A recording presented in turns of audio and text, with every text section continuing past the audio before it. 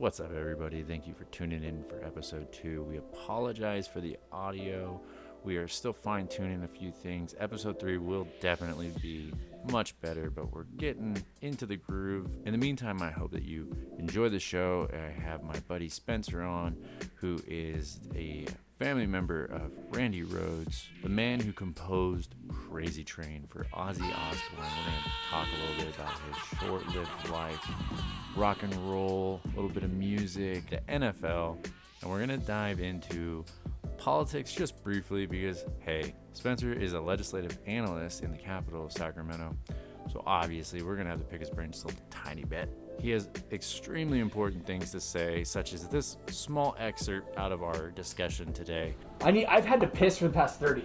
Oh my God. So you see, it's riveting stuff today. Thank you to Cigar City Brewing. We're going to be drinking your Jai Alai Indian Pale Ale from Tampa Bay, Florida, because I'm telling you, it is a beer morning. We're going to have to pass on the coffee. And before we get started, we have a couple affiliate mentions that we've got to let everybody know. Have you been interested in starting a podcast? Is it just difficult for you? Well, Buzzsprout is the place to go. They are the easiest, hands down. It's exactly what we've been using. One of the best vendors to get your podcast out there, whether it's Apple or Google or Stitch, they'll get your podcast up and running. If you're interested in trying out your own podcast, use our affiliate link in our show notes and you will get a $20 Amazon gift card after your second invoice. The team here at Buzzsprout is passionate about helping you succeed. Join us because there's already over 100,000 podcasters already using Buzzsprout. Once you're all finished with your podcast, get a great night's sleep using Buffy.co. Buffy uses the same material that koalas eat, which is personal to me because my grandmother loved koalas. Buffy uses eucalyptus fibers, so your comforter is extra breathable, giving you the best night's sleep. These sheets and comforters are temperature regulating just to assure that you don't lose any sleep by kicking those sheets off and then looking for them later when you get cold. Cruelty-free, each comforter protects 12 geese from live plucking. Hypoallergenic and resistant to dust mites and mold. Try Buffy products in your home for free. You'll only be charged if you choose to keep them. Find Buffy in the show notes. Try them out. If you don't like them within the first 7 days, you can send it back. Free shipping and returns. So that's Buffy, BUFFY.co. And finally, our sponsors. We are sponsored today by Rosie Cooks out of the greater wine country in Northern California. Rosie Cooks, just an absolutely amazing company. They ran their business successfully for 14 plus years now.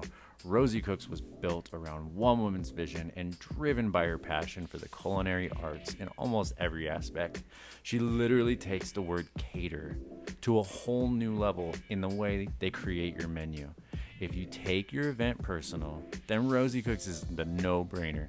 The owner, Rosie, and her crew take it very personal and thrive off delivering that knockout service. Without a doubt, the first contact you need for any of your corporate events, your weddings, your concerts, your gourmet company packed lunches, your private parties, or your wine pairings. These are the people you need to contact. She's filled her team with members who match her passion for making their meals a grand experience, no matter how it is served. They've worked just about every venue in this Northern California region and just with about every vendor. Their food is undeniably delicious. Just read the reviews. People go crazy for the Rosie Cooks menus. So they are a true honest company that only wants the best for you and your event.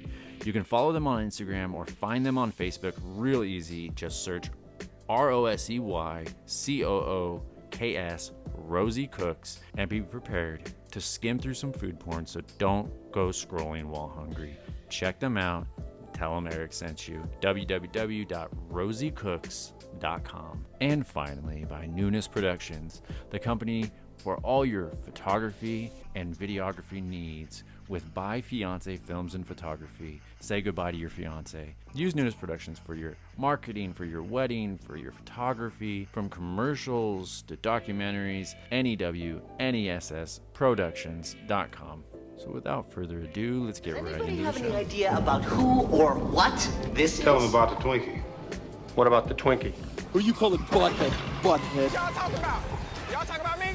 You take drugs, Danny? Every day. This is ridiculous. It's crazy. I feel like I'm babysitting, except I'm not getting I've heard paid. police work is dangerous. It is. That's why I carry a big gun. Aren't you afraid it might go off accidentally? I used to have that What problem. did you do about it? I just think about baseball. Declare.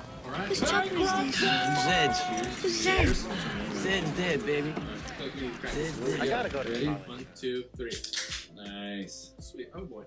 Jai Alai. How do you say this? Jai Alai? Jayalai by Cigar City Brewing.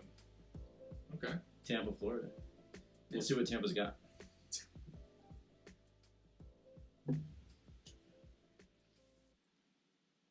That ain't half bad.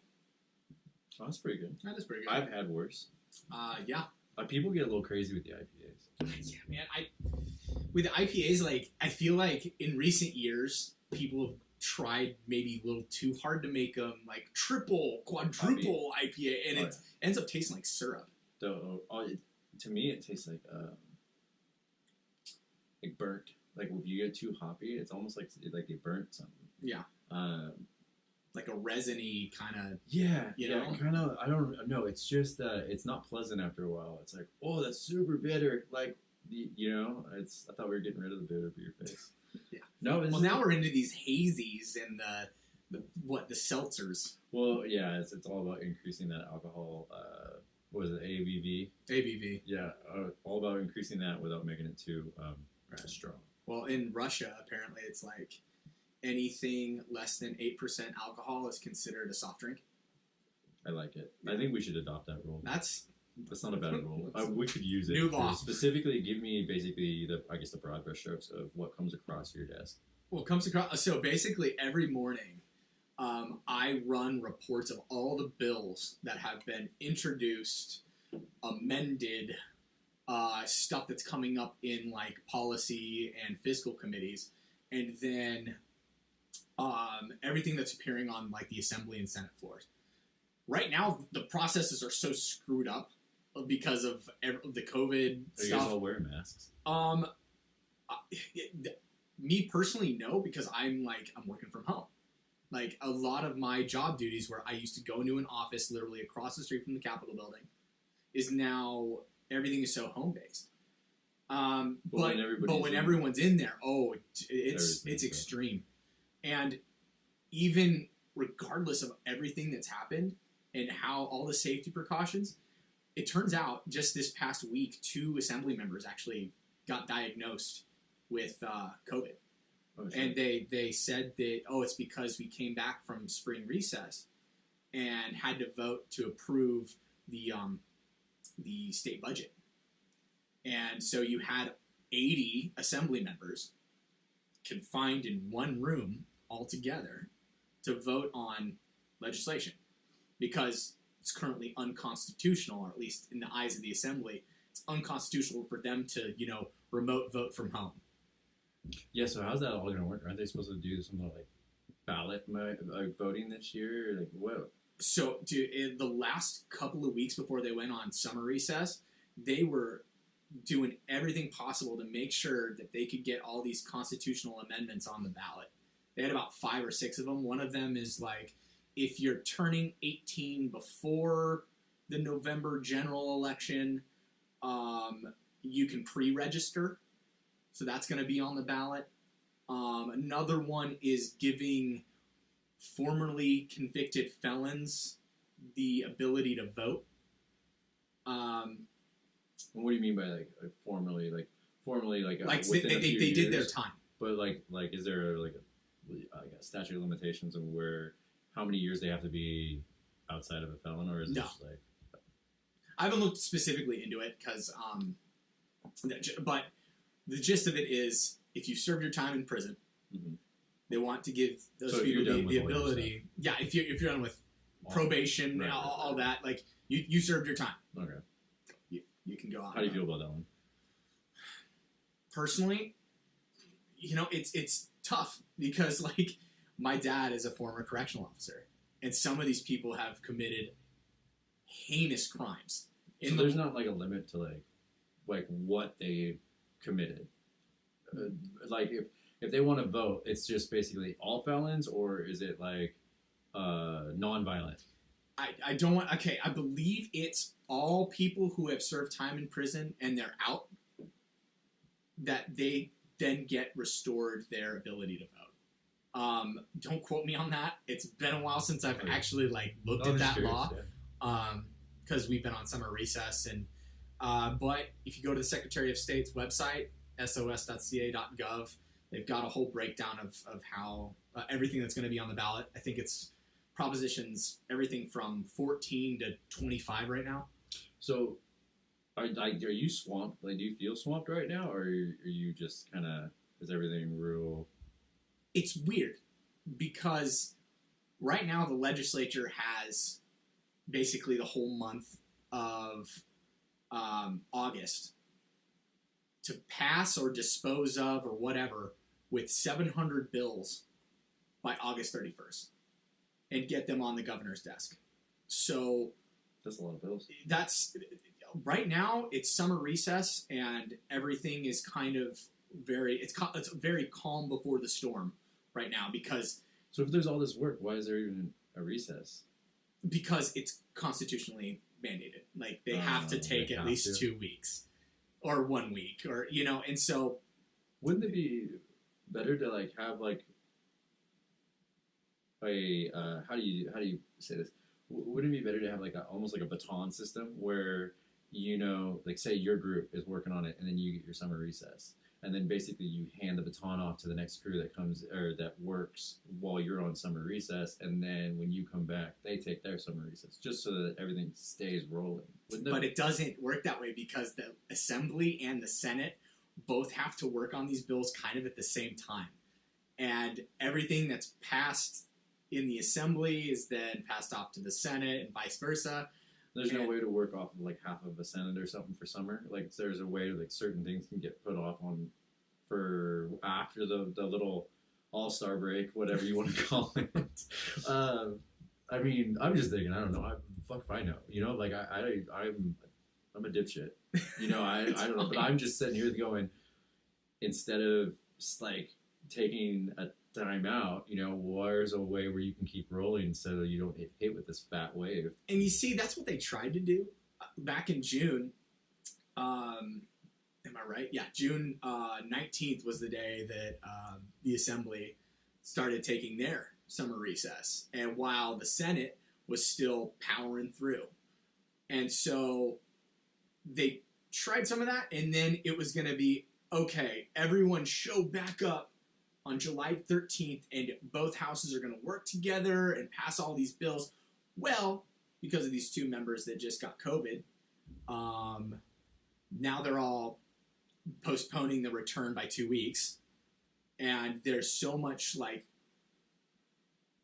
angst about having that many members in the building at the same time. So they're going to, I think, try something similar to what you're saying where, okay, Assembly's going to show up on a Monday and a Wednesday and a Friday, and the Senate's going to show up on Tuesday, Thursday, so that you don't have all these members and all these staff members working in the same quarter. I guess kind of passing off a baton daily. It's just crazy. It is nuts. Yeah, it's crazy.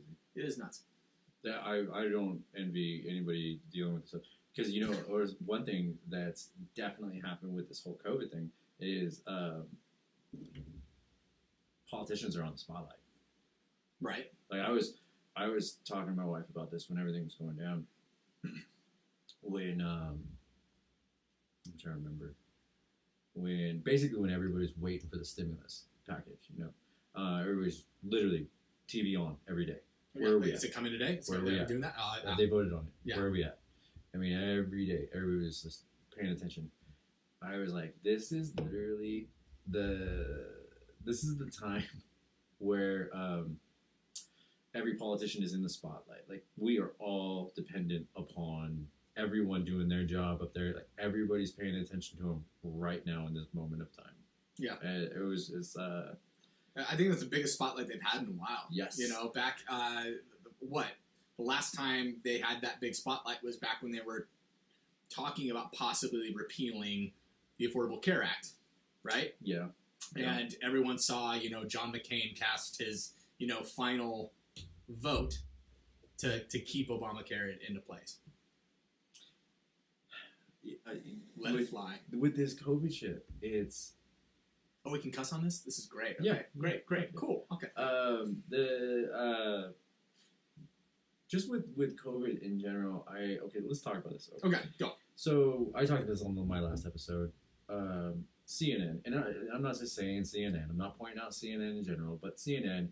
Everybody knows who CNN is. Big, massive media outlet. We all know it. We've all pulled some information from it. I pulled this article that literally said, research says, and this is the title. Research says Black Lives Matter protest does not have any relation or something like that with the COVID spike, right? Right. So I opened it because I'm like, I want to read this bullshit. I want to see how this It is. I want to goes against common sense. I really wanted to see what the research was, and I think everybody should read when they raise an eyebrow to an article. I think you should read it, and I really do. I think you should read it for yourself instead of just looking at the title and passing it on. Yeah. So I read it. Halfway down the article, it literally says, it still may be possible that COVID was spread amongst protesters, research says. And I'm just like, man, what the... So my point being, before COVID, before this breakout, when we get this president, he's literally throwing stuff at these media outlets. And I mean, they haven't had terrible, rating numbers ever. They've never had more terrible rating numbers since this president goes into office. So they have horrible ratings. Fox, CNN, all of them, because they're all caught in these bullshit, hype it up stories. And clickbait. Yes, clickbait. And this president's totally calling it out, right? COVID happens. Do you know who has the best ratings right now? I think it's Tucker Carlson, isn't it? Every media outlet. Every media outlet, because we all had that shit on. We all had some sort of news channel on, and people still do every single day because they want to know what's going on next, what's happening next. And I'm sitting here, and we filmed that wedding, and you're sitting there looking at cases, and I'm thinking, well, how many are recovered? Because nobody's really asking that question, and nobody's posting that answer. They're just posting case numbers, and I'm looking at it from a media outlet's standpoint because their ratings are skyrocket high, and now everybody's starting to get used to this COVID thing. And if it starts to dip, it's all starting to turn into white noise. Yeah, if it starts to dip, how do you keep it up? Right. How do you keep it hyped up? And it's just everything you turn on is literally like a gasping factor. Even on the right side too. Like I'll listen to Hannity sometimes, and I'm just like, Jesus, man. Right. Tone it down just a little bit. Yeah. As a moderate Republican, I try and get as much information as I possibly can from both sides because you need it. If you want to win elections, you need to know the opposite side, right? And I want to make it clear before I go any further, everything that I say needs to be perceived in a fashion that this is my personal opinion. I am in no way representing my firm or anything like that or my coworkers. This is all just me.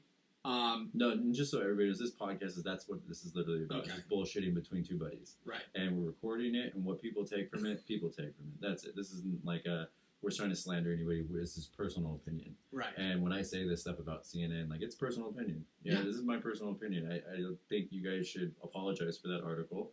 And I'm sure if I find a Fox article, I'll do this exact same thing. Yeah. But like I've told you, I consider my politics liberally conservative. I saw that meme and it was like, this is perfect. This is how my politics, this is how I view it. I want my gay neighbors to protect their pot plants with their AR-15s. Yeah. I just don't care. Leave me alone. Yeah. If it doesn't affect my life, I really don't care. Yes. Yeah, that's it. Look, you do what you want. It's not my life. I have my kids to worry about. Exactly. That is it. Yeah. Which I think with this whole Black Lives Matter thing, this notion that my silence is somehow compliance, it's really kind of frustrating to me because I'm like, dude, you don't understand that for the past 8 years, I have worked 2 jobs. I am busy. I have got my kids and my family to worry about. My silence is not compliance. It's simply, dude, I've got a busy life. And I don't have time to debate with people online all day. I'll give my one-liner and that's it, right? So, well, if you're silent about it, people take it like you're on the other side. It's this mentality of if you're not with me, you're against me. Exactly. It's and all there's or nothing. no neutral party. And I like to think of the Obi-Wan Kenobi quote, only the Sith deal in absolutes. Right. Well, I'm going to make this clear here. This is my personal opinion. When you're everybody would have been behind this protest had it been a protest and a peaceful one without the rioting. That's where the gray area started. So that's where you're getting people to back off. They don't want to say they're for Black Lives Matter because some people think that will be afraid that people will take it like you're for the rioting. I even have kind of that fear because you mean the rioting or the looting? Both. Okay. Both. Here's an interesting fact. We were talking about this. So all these statues being torn down, right? They want Mount Rushmore annihilated, right? Okay, so let's think about this. Let's do a little stoner talk. Okay. So let's say I have this magic wand, and it's a time machine, and I give it to the extremist left that want to just erase these awful people who we uphold for building our country, right? And I'm not saying that these people weren't bad. Like, look, nobody should own slaves. Period. End of story. Right. End of story. Nobody should have been a slave. But if we were to hand this person the time machine and they can go back and they can stop those people, Christopher Columbus, if they could stop George Washington, all of us would be fucking erased. I know. Well, none of them would exist. It's like the butterfly effect, right? Exactly. You go back and you change one thing, you change the course of everything. No, we have to learn the history. We have to know the history. We change it now. Right. You change it from your footprint forward, not backwards. But that's what I mean. Is like if you would, they would, and they wouldn't even think about it. They wouldn't even think like, oh shit, this is gonna kill everybody. I think the fact that 2020 is happening right now and no one has gone back in time and tried to stop 2020 from happening, I think is pretty evident that either A, 2020 is not the worst year on record ever, or B, time travel will never happen. Maybe there's some day in like 2054 that is worse than all of the year of 2020. I don't know. Did you see that meme where it's like somebody's theory is that somebody invented time travel and they keep screwing it up? Yeah. That's what we're living. Yeah. So everybody's trying to go back in time and kill Hitler and ended up screwing 2020 up. Oh, man. God. Let's get off this fucking politics. I know. I get it. All right. We talked our politics. That was enough. Sorry. No. It's again, it's personal. And it sucks, man, because as a moderate Republican, I feel like I have to apologize for my opinions. No, see, and that's the other thing is like, okay, so that's and where I'm totally level-headed too. I see it. I see it. I know where you're at. So take this, right? Go for it. This is where I was taking this. Little by little, it shaved off the ability to be up behind this protest. And where they 100% lost me is that Sequoia little girl, the 8-year-old little girl, they got shot. She's black little girl in a car. They were going into the Chaz area, and they were trying to turn around. They thought that they were going beyond the barricade, and the Chaz people in Chaz started opening fire on the car. Shot 8-year-old little girl and killed her, and barely being talked about. I find it interesting that the left is completely like, hey, we don't want guns, and yet they have armed guards at the border ensuring that people don't get in if they are law enforcement or it's interesting. First responders. It's interesting how you want to protect your borders. Yeah, and it's weird because like, isn't the idea that this idea that borders are just an imaginary line, yet you literally physically have a border with armed guards. It's no different. It's not just like, look, it's not borders like we're trying to segregate. It's that we are respecting the fact that that's another country and they've got their own laws over there. So go over there if you want to. Right. But just know you're going to do shit their way if you go that way. And same goes for coming through our way. I find the Chaz Chop thing, it reminds me of that episode on Family Guy where Peter finds out that his property is not on the United States, and he creates his own country called Pretoria. Yes, I right. And so everything just implodes. Yeah, he builds a moat in like a drawbridge or something. Yeah. And he tears down the fence to Joe's house and takes over his pool. Okay, so I'm gonna ask you to do your Peter, because you do. Hi, Peter. Hi, I'm Peter Griffin, and I'm on the New England Patriots. Wilkins Hyundai and Subaru. We sell Hyundais and Subarus. Oh. I also do a pretty good Cleveland Brown, too. Oh, Jesus. Speaking about Pats, man. Everybody. So, like I said, we're going to find out. Who do you think? It's Belichick or Brady? Who was the problem? Tom's getting up there in age. I don't know, man. It's weird. I'm curious to see what happens too. Can Belichick turn Cam Newton or that Steedham kid into what Tom Brady? Can he turn Cam Newton back into 2015 MVP, or can he make Steedham into a stud? Also, I think getting Gronk on the Tampa Bay Buccaneers is almost like a cheat code. What was that? For Brady. He pushed up, left, trigger, square. Yeah. It's like, okay, we aren't going to see Tom being Tom. We're going to see the Tom-Gronk connection. Didn't Edelman go too? Edelman, no. He's still on Patriots. Okay. Yeah. Well, and Cam's got Edelman. Yeah, Cam's got Edelman. Brady made Edelman work. What? Cam. Dude, and N'Keal Harry, too. Look, I said this on the last episode. Oh, man. Cam Newton and Bill Belichick, there is going to be an ecosystem, or there's going to be an ego issue there. Right. And what I mean is, Cam's real, full of himself. And I mean that. Press conferences with a fedora. Mm-hmm, that's not Brady. That's not. That was not Brady. And that's what Brady was so politically correct. He always has been. Boy, I don't know. That's going to be real interesting to watch. I mean, real interesting. I brought this up again, too, on the last episode. Remember Ocho Cinco? Yeah. Remember that he was on the Pats? Kinda. For a second. That was the only team he didn't have an ego. Belichick. So maybe he just maybe Belichick's the controlling factor. He does not put up with that shit. Yeah. I think we're going to look at Game 6, Game 7. If they aren't just absolutely annihilating people, I think about Game 6, Game 7, we're going to see coach, quarterback, head. I think one of those games is against the Niners. I think I'm telling you, I see a clipboard being thrown. I see some yelling. Yeah.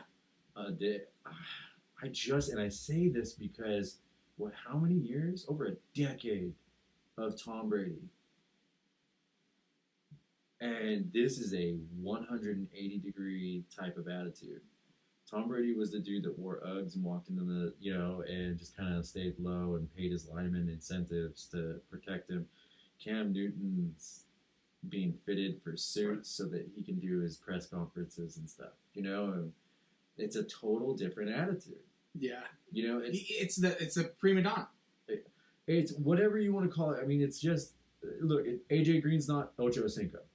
AJ Green's humble. I think I meant diva. And and Ocho Cinco was all about the flash, and that was, I don't know. But, I mean, look, you got Jimmy G, and then there was Kaepernick. Kaepernick was good before he was all about that flash. Kaepernick was good before the NFL knew how to stop him. And the fact came out that Kaepernick didn't know how to run an offense. He didn't know how to read a defense.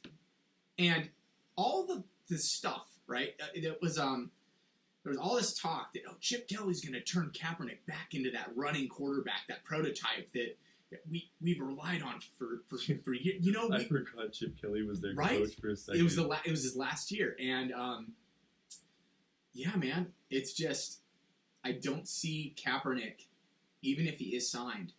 He's been away from the game for too long, and I still don't think he has the ability to read a defense. He hasn't done it in 3 years. You think he's going to get signed? I don't know. It would take I thought the Patriots would take him, and then they signed Cam Newton. Depends on where I don't think he'd have a starting role. I think he'd be a backup. But then, okay, are you gonna pay a backup and then deal with the freaking the crowds demanding? No, he deserves a starting role. Remember, he had a 90. He had a QB rating of 90 his last year. But people don't remember the fact that, hey, you want to look at his Week 6 game in Chicago? That's where I think he should go, personally. Even add some more competition to Mitch Trubisky and Nick Foles. Not to mention, I think Chicago would probably embrace him on his political views a little bit as well. He just, look back at that Week 6 Chicago game. He set an NFL record for least amount of yards thrown in a half by an NFL quarterback in the modern era. He wanted to go out and be a total badass with his, I'm going to go in sub-zero weather with no sleeves like I did in Green Bay, and I'm going to annihilate this team. And he didn't. He got benched for Blaine freaking Gabbert. Yeah. I know, I remember all that. Yeah. So I thought, this would be a great way to break him back in. I always thought, right there is where he could go. To the new Raiders. The Las Vegas Raiders. I do think that... I think that would be a good landing spot for him to back up Carr a bit and get some reps in for maybe a year. And just give Carr a good backup. Yeah. And ownership wanted him. I mean, you put him there, you get him broken in on preseason games, and see what he's got. Yeah. But the big question is, who's going to sign him? Right. Where's he going? Because there's a lot of quarterback switches. Mm-hmm. It was Philip Rivers, now Colts. Now with the Colts. And you've got... where's Jacoby Brissett? No idea. Are you excited at all? About what? Football. I am ecstatic about football. It's just a matter of, do we think a season's actually going to happen? The NFL just told the NFLPA that, hey, we're going to hold 35% of your salaries in escrow. I don't think that's going to fly with a lot of the talent out there. Also, don't think that. And what? Think they're going to stop people from doing the jersey swaps post game, dude? They're playing a physical game throughout for 60 minutes. Am I right? There's no stopping it. There's no stopping COVID. If they're gonna get it, it's gonna be on the football field. I don't know what's gonna happen. We need something back. I'm waiting for playoffs. NBA's coming back. Oh, I'm itching. That's what I'm talking about. I'm itching for playoffs. I gotta watch something. Like I said, I've been watching these 30 for 30 since I've got ESPN Plus. I mean, I can only watch so many MMA fights. Right. But MMA is pretty cool. I heard they're gonna do that special private island thing. Yeah, they're doing a fight island. That's freaking. I think that's pretty cool. They should do the same thing for football games. Have a completely. Nah, it's stupid. I take it back. You want to increase just spectators viewership. Just apply the hockey rule to every sport. If it's one-on-one, let them go until they go to the ground, and then just put them in a timeout for 5 minutes. Yeah, but you don't want to end up like Mason Rudolph getting a freaking helmet to the head. No, it's fair. If it's fair, if that happens, you don't break it up. I mean, that's what they do with hockey. If it's too many, they break it up. But if they all they both square up, it's on. That's what it is. And then when they're done, it's. I mean, you would increase fans. That's what I go to hockey games for. Yeah. Think anyone goes to a Stockton Heat game? Are they even in franchise anymore? I don't even know. No, they're Heat, not Thunder. They used to be. Yeah, they're out of the Heat. Yeah. And we go to a Heat. Yeah, I go for the fights. Hell yeah. Yeah. Yeah, they're awesome. There was one time me and my buddy went and he dressed up like a banana. just for the shit. Oh, it was great. Shit. Dude, I'm really excited for football. Patrick Mahomes, $503 million. Oh my God. Jesus Christ. Who has that much money? You know what? In one paycheck. That over time is going to be the best move that they ever made. But in the short term, I think it's not going to open up a lot of dollars to be spent on anyone else. They've got a lot of their squad returning this year. But then afterwards, who else are they going to pay? What in the hell? Yeah. That's a lot of money. It's a lot of money. I read it. He's getting $1.60 a minute. Yeah, or it's $1.60 a second or something like that. Yeah, or It's something stupid. Just whoever his agent is, every athlete out there needs to be knocking on that dude's door. Jesus Christ, Yeah. 503 million. 503 million. What would you do with 3 million? What would I do with $3 million? I'd invest. Of course I'd I'd invest. invest in something that continues revenue. Obviously, property. Yeah, a property or like a business. You know, I'd invest in a fuck ton of like Taco Bells or something. You know what I mean? Like, just a ton of them. Just I love Taco Bell. I mean, they're all, you can franchise all that. You know, Yeah. so why not? I mean, it's just going to continue revenue. Yeah. I'd probably invest in real estate. Honestly, I'd like buy the biggest fucking mansion out in San Francisco Bay Area. But as I say that, my politics, I'm like, maybe that's not the best idea. If I got stupid money, I would buy a team. Oh. I would buy a team. Oh, hell yeah. I'd do the Mark Cuban. Mark Cuban. Okay. I'd buy a team. I would. I don't care what team it was. Unless it was Dallas. I wouldn't buy Dallas. Yeah, no. I wouldn't buy the Cowboys. No, I would never in a million years. There's a I hate you see, as a Niner fan, I absolutely hate the Cowboys.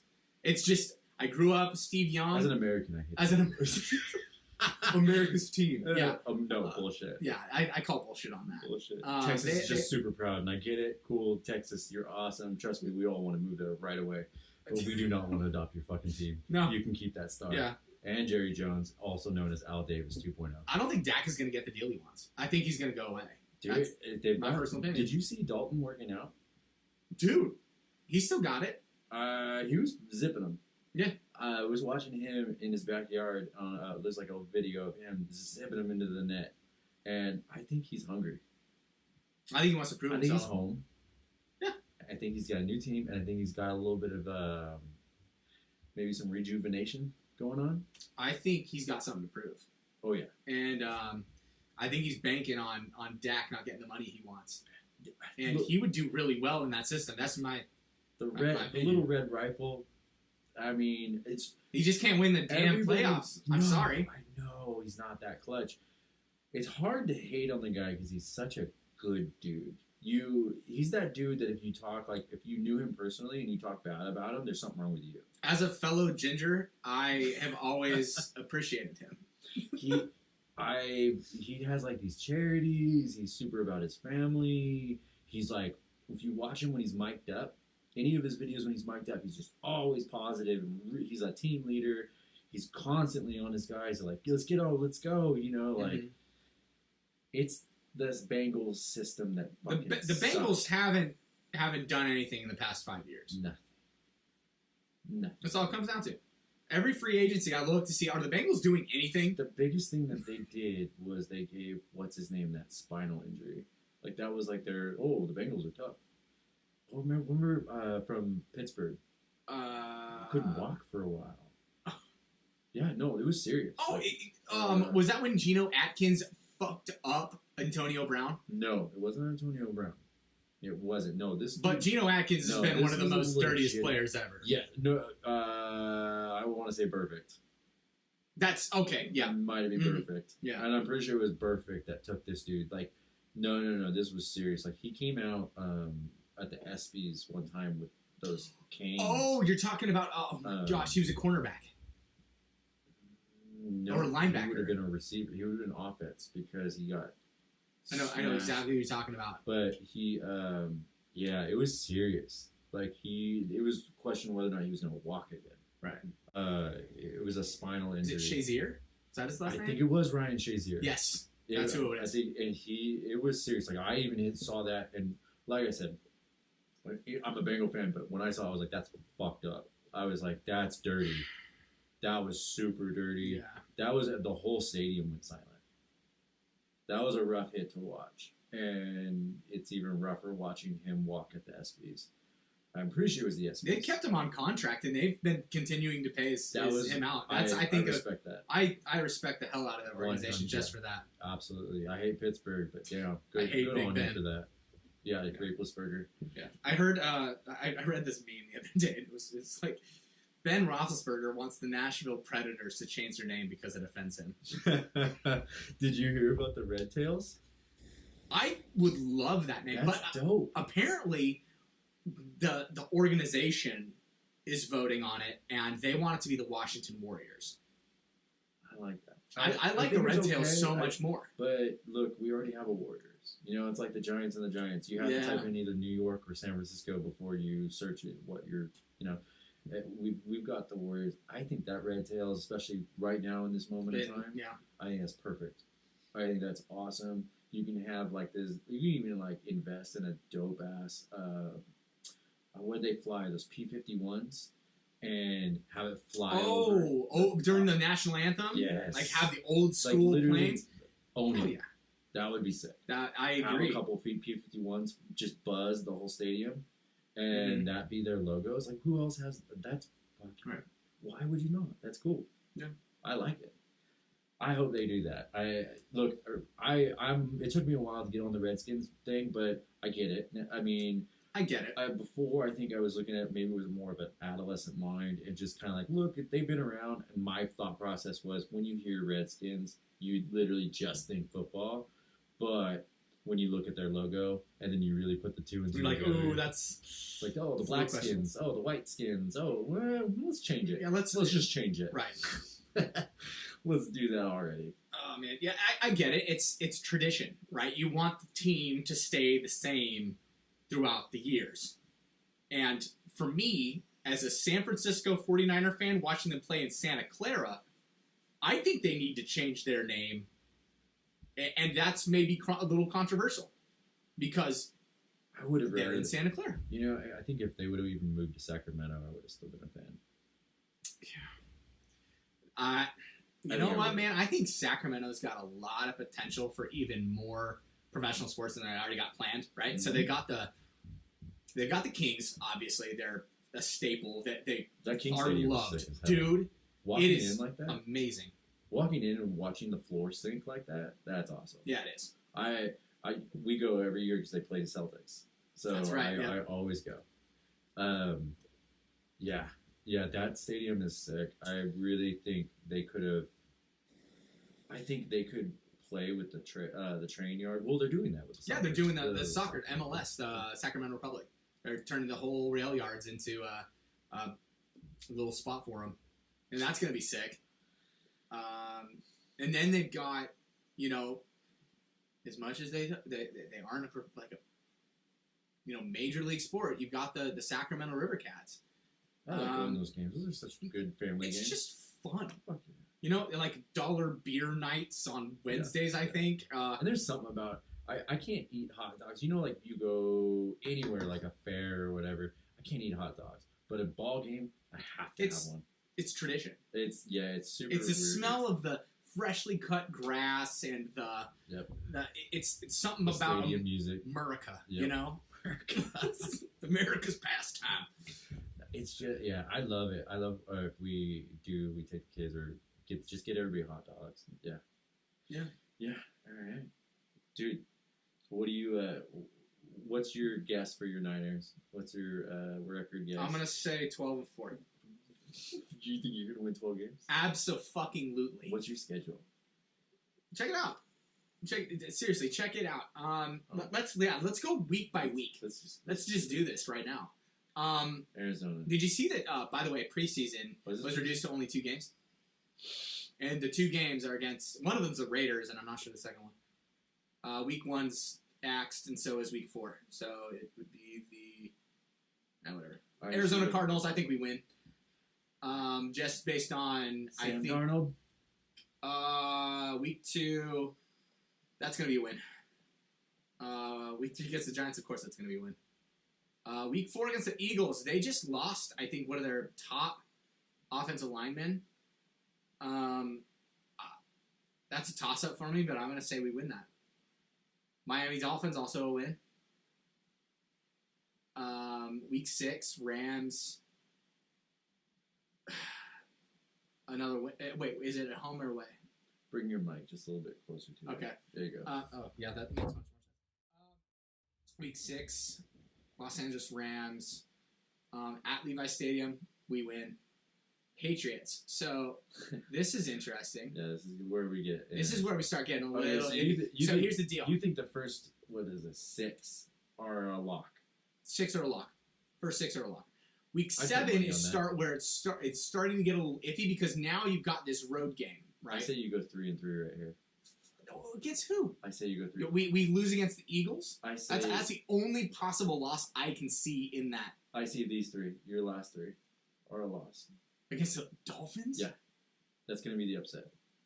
There's always an upset Trap within game. the first 5 weeks. But it's at home. There's always an upset within the first 5 weeks. Whenever I played, if you go back and look at your fantasy stats and stuff, I guarantee you there's a game there. There's a game, because we used to do pick'ems, just straight pick'ems. And there's a game within every 5 weeks. It's typically 3 or 4.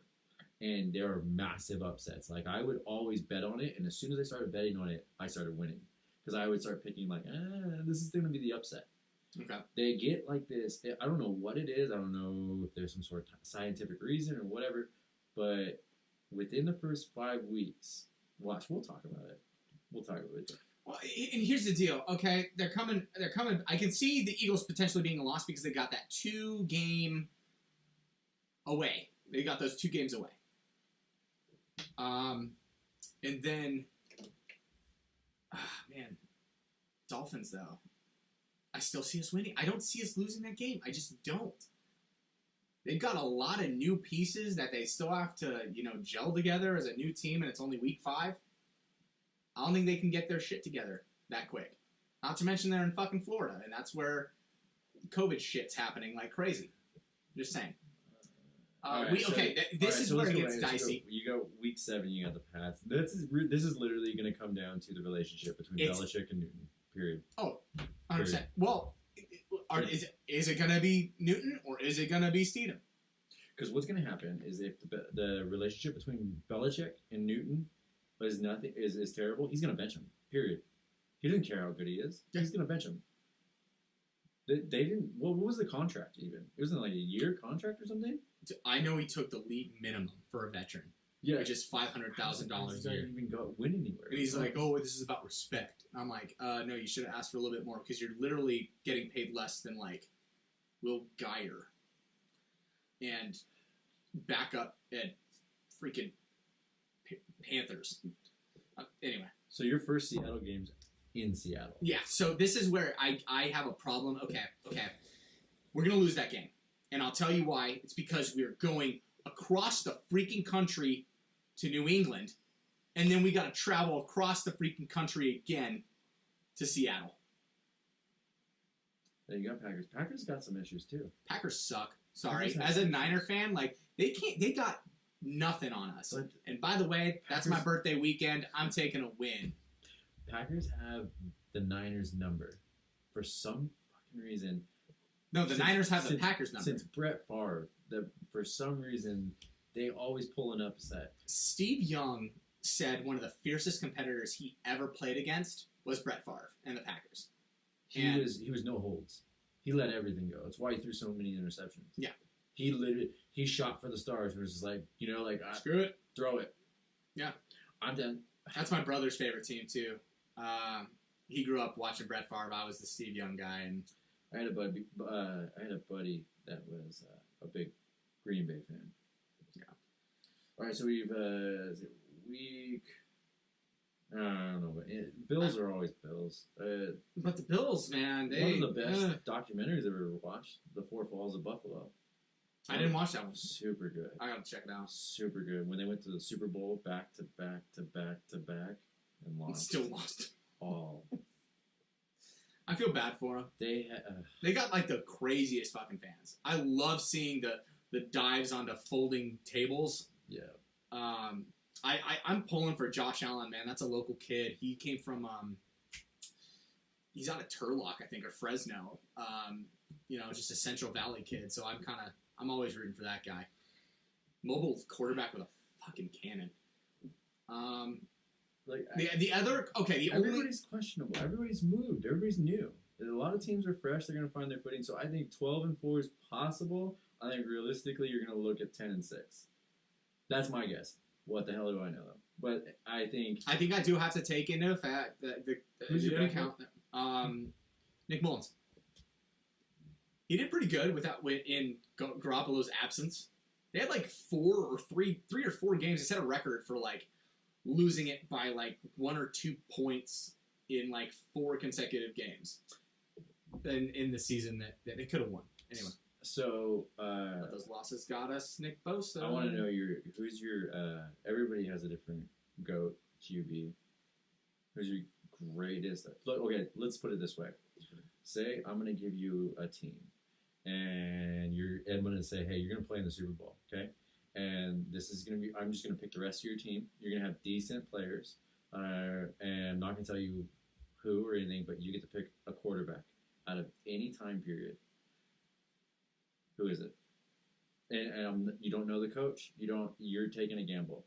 In today's NFL, or you see, this is a loaded question because I feel that with every 10 years, there's a different era, right? And the rules are different for everyone. I mean, Joe Montana was the greatest, in my personal opinion. He went through an era where the goal was to hit the quarterback. Now it's basically two-hand touch football with quarterbacks. But that's what I mean. So I was on a radio station, and I was there was a question where it was like, who's the greatest NBA player of all time? Who would you have on your team, right? Mm-hmm. Who is the guy? And then they started diving too deep into it, where it was like, well, what is it? Is it like? And I had said it's down to the last 13 seconds. You're down by 2. Who do you want to pass the ball? Who do you pull out of the time period of any time to pass the ball to?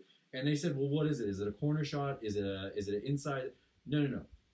You're not guaranteed that. Who do you throw the ball to? Just who is it that is the best choice, just the best gamble to take the clutch shot at the end? To take it. And mine is always, it's MJ. It's MJ. LeBron, great, I get it. He's not MJ. At any time period, I would pick MJ. If I had to put my money on it, I would say I'm going to take Michael Jordan. Mm-hmm. I love Larry Bird, but I would take Michael Jordan. That dude is insane. So, given that, screw all the so you're on the 15-yard. Okay, let's do that. Let's do the basketball. So you're on the 15-yard line, second down, okay? And you have the eligibility to get a first. You're literally down by 6 points. It's a Super Bowl, and it's a minute 30-something left on the clock. Your possession. I don't know. I'm not telling you who you have as a running back, a wide receiver, or a line, but you get to pick the QB. Who do you pick to lead your team into the end zone for the win? I have to go Joe Montana, dude. Okay, so Montana's your guy. Absolutely. That's the go. But what Joe Montana? What do you mean, what Joe Montana? Where do you pluck him from? You can't pick Kansas City Joe Montana. Oh, hell no. Yeah, okay. It's 49er Joe Montana. So it's 1980... 86? 89, he won the Super Bowl with the Bengals. I think 87 or 88. I would take 80. I would take 88. Okay. Joe Montana. Okay. Because... Dude, okay, and this I'm a little biased, okay? My dad tried out for the 49ers. Oh, yeah. Back in the 80s. Yeah, I remember this. So, the way my dad explained it, Joe was just cool as shit. Cool Joe. Yeah, he was Joe Cool. My dad caught a pass from him one time, and he's back in the huddle, and he's like, Dwight Clark isn't in the huddle. He's out talking with the frickin' cheerleaders hitting on him. and he's just like, hey, go check out Dwight over there, man. He's macking on those chicks. And so it didn't matter about the situation he was in. Joe kept a level head and brought, just mellow in these insane times of absolute anarchy and urgency. I don't think any other quarterback has that ability to be 45 seconds, 15-yard line, and just throw it up and it be like a friggin' scrimmage.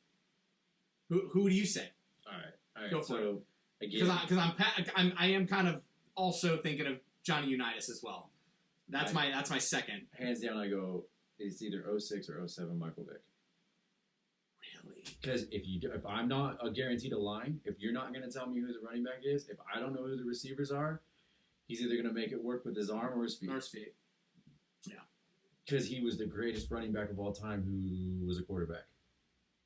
That dude, I watched that thing last night, and I've always thought Tom Brady is the most accomplished quarterback. I don't think he's the greatest.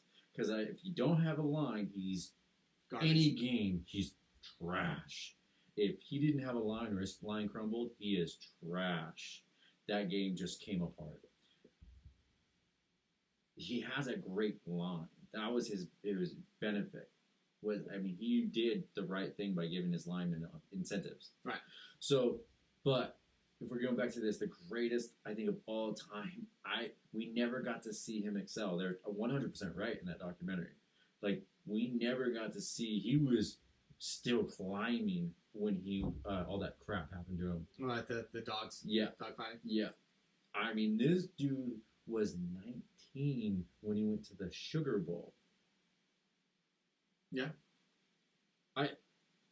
I was just out of high school. I mean, this dude was leading a Virginia Tech team to the Sugar Bowl, and everybody's like, the hell's Virginia Tech doing here? Right. This dude's insane. I get the stigma that everybody doesn't like him because of the dog fighting, and instantly they want to be like, but dude's impressive.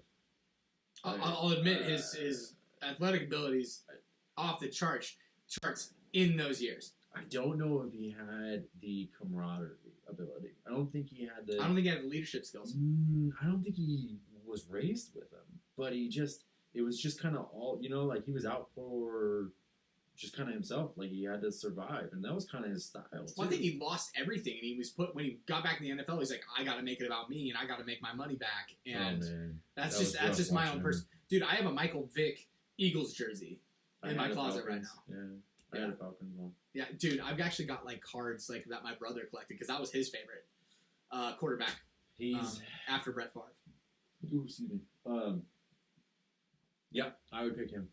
Okay. I would love to pick Boomer. I'd love to pick Johnny. I'd love to pick Favre. But if I'm looking at it in that aspect or perspective, I would go with 06, 07 Michael Vick. He lit it up. He did.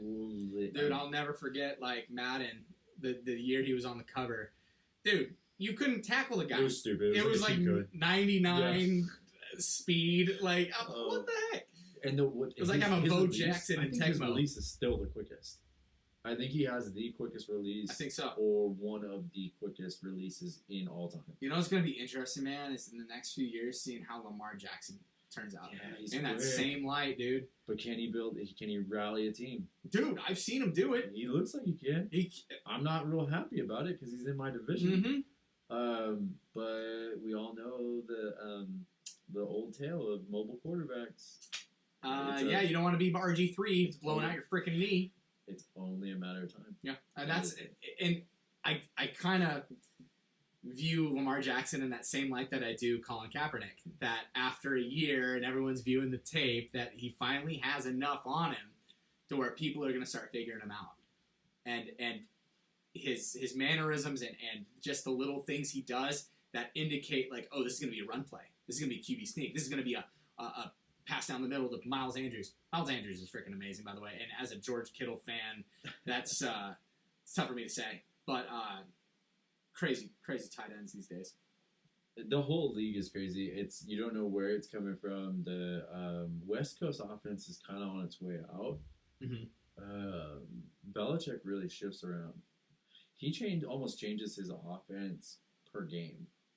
It's true. You know what I mean? It's not like he just has a West Coast offense or a Wildcat style or anything like that. He really shifts a lot. It's interesting. I said this last time. He knows how to get the most out of his players. Yeah, he plays chess. He really does. He plays chess. Yeah. Moves people around.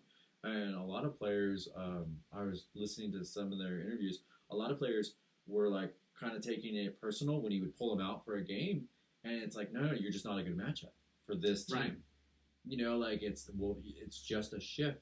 And if you understand that and trust it, obviously it worked. Well, we'll see. We'll see. Just goes back to your previous point that Belichick doesn't put up with egos. No. You got to put that ego aside Yeah. and do what's best for the team. Yep.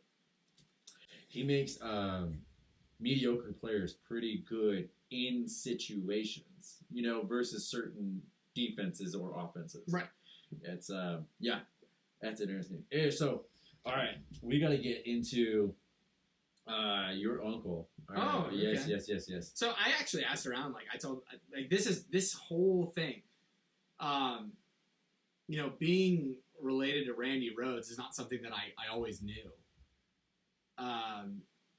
Well, so okay. Yeah, so go for it. So Randy Rhoads is your uncle, right? So is your dad's brother or your mom's No, brother? okay. So he is actually my dad's cousin. Okay. So it's your second cousin. Second or third cousin. Yeah. Okay.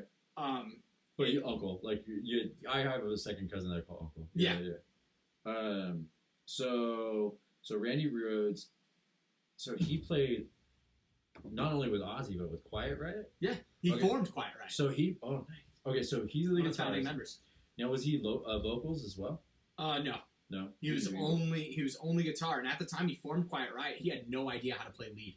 So, dude's kind of a wild man, or he smoked a little pot, but other than that, he was pretty focused. Really, he had his shit together, man. Like, people always like to focus on Randy Rhoads and his death, but his life story I was just is going insane. off pictures. He looks like he's kind of like a wild dude, but maybe he just plays wild. So back in middle school, he met his best friend, and they formed Quiet Riot.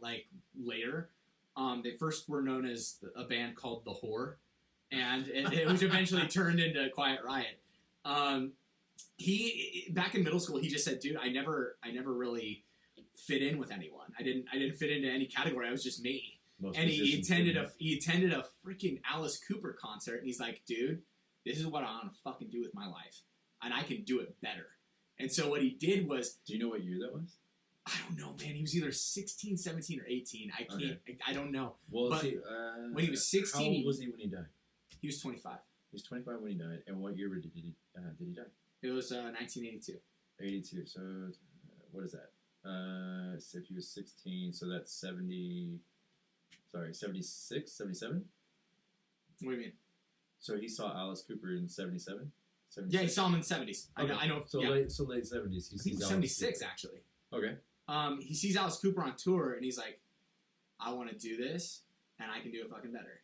And so what he did was he kind of just changed up his own style, and he started doing his own thing and being really unique. Uh-huh. And when he was in Quiet Riot... Do you need another beer? Yeah, I do. Yeah, okay. Let's take a quick break. We'll be right back up. Yes. There we go. Number 2. Camera's off. Cheers. No, camera's on. What? We're good. We're good. We good? Yeah. I see it's beeping. Cheers. All right.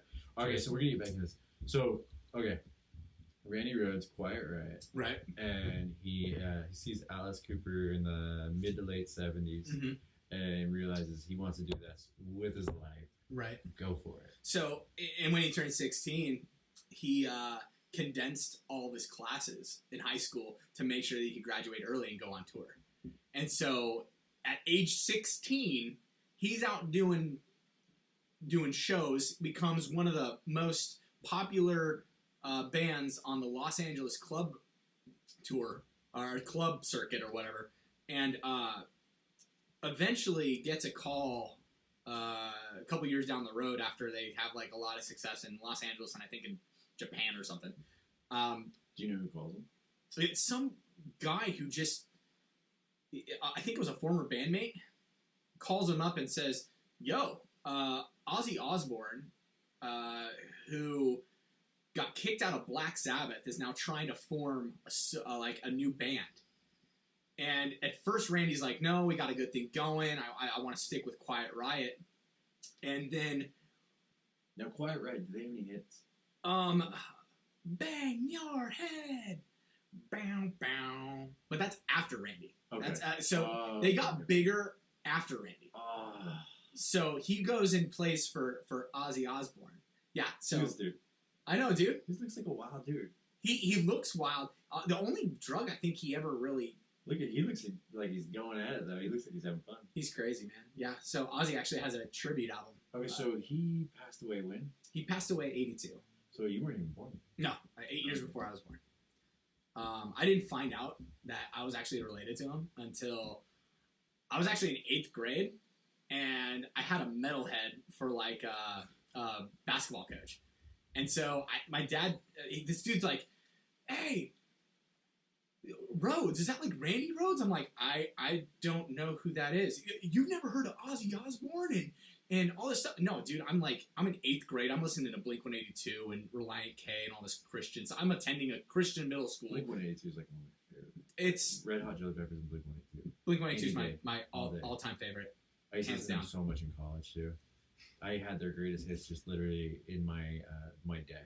I still have it. That was the Black album. Yeah, yep. All Black. Yep. Yeah, they actually redid a few songs with Travis Barker because they couldn't say like the best album title for like of all time is "Take Off Your Pants and Jacket." That's my okay. That was the first album I ever purchased as a your pants and jacket. Yeah, dude. The jacket that you wear, you dirty scumbags listening and thinking we're saying something else. Shame on you. Okay, Such a win. All right, so Randy Rhoads. Yeah, you don't know who. So you're. I don't know. And my basketball coach, he's like, Randy Rhoads, you played for Ozzy Osbourne. You ever heard? And I'm like, I have no idea what you're talking about. I'm attending a Christian middle school, and the last thing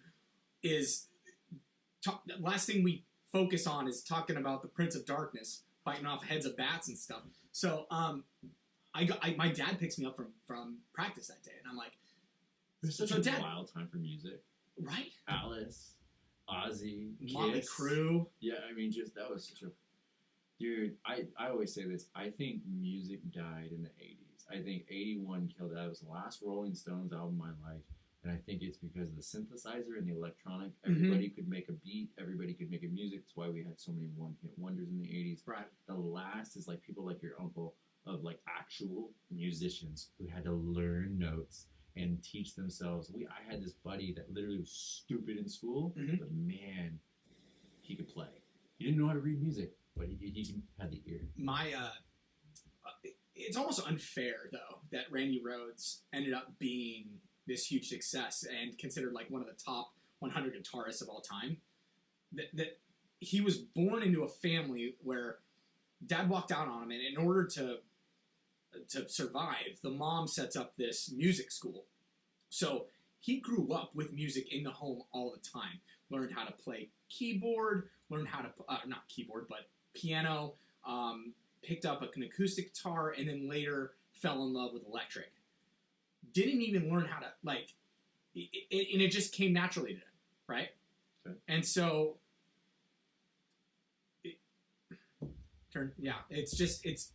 it's almost unfair that he... When did you start playing instruments? I started playing an instrument when I was 12. I picked up the drums. So you pick up the drums. So you don't even know yet that you're related to this dude. It's just like in your bloodline for some reason. You know. It's weird because I'm born in this family of jocks. Right? I told you my dad tried out for the Niners. So your dad wasn't a musician? No. Huh. He had a good voice, but I always wondered, why am I... He played bass guitar, but... For like a brief period. Yeah, it was just like a couple years or whatever. But you really it was because but it was only because I played the drums. Well, what was we wanted to be in a band together. Your uncle was Alice Cooper. What was your this is what I want to do? What? So your uncle's was Alice Cooper. Uh-huh. What was your Travis Barker. That's what Hands down. Hands down. Dude's nuts. You heard his Soldier Boy? Oh, dude, that in 2009, that was the shit. That's the only Soldier Boy I'll play. I know. That was. And since he posted that video, that's when it took off on YouTube to start doing drum covers. Yep. That's why, I remember we were talking about that before we did the Spider-Man one. Yeah. All right. Okay, let's get back to you. Stay on to Randy Rhoads. I'm keeping it. I'm just. No, it's cool. Talk about whatever. No, we're music right now. But yeah, so graduates high school at 16 years old and starts playing club circuit and all that. And then the dude who contacted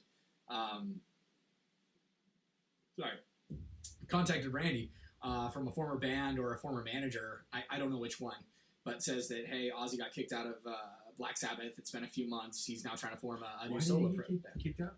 Do you know? Drinking problem, dude. He was so fucked up. And this is the funny thing. And when Randy shows up to the audition, Ozzy is so fucked up in the studio. He's like plastered on a freaking couch in the studio while Randy, all he does is he plugs in his guitar and starts tuning and starts doing these little riffs. Yeah.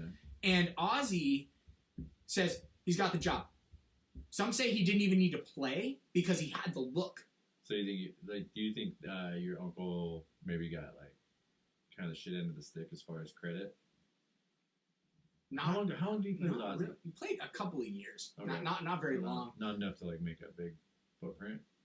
Other than Crazy Train. Dude, he wrote Crazy Train. So Crazy Train, that's what I want to talk to you about. So my kids and I listen to Crazy. We always loved it. I was cool that I didn't know that your uncle wrote Crazy Train, and we're always like singing it crazy.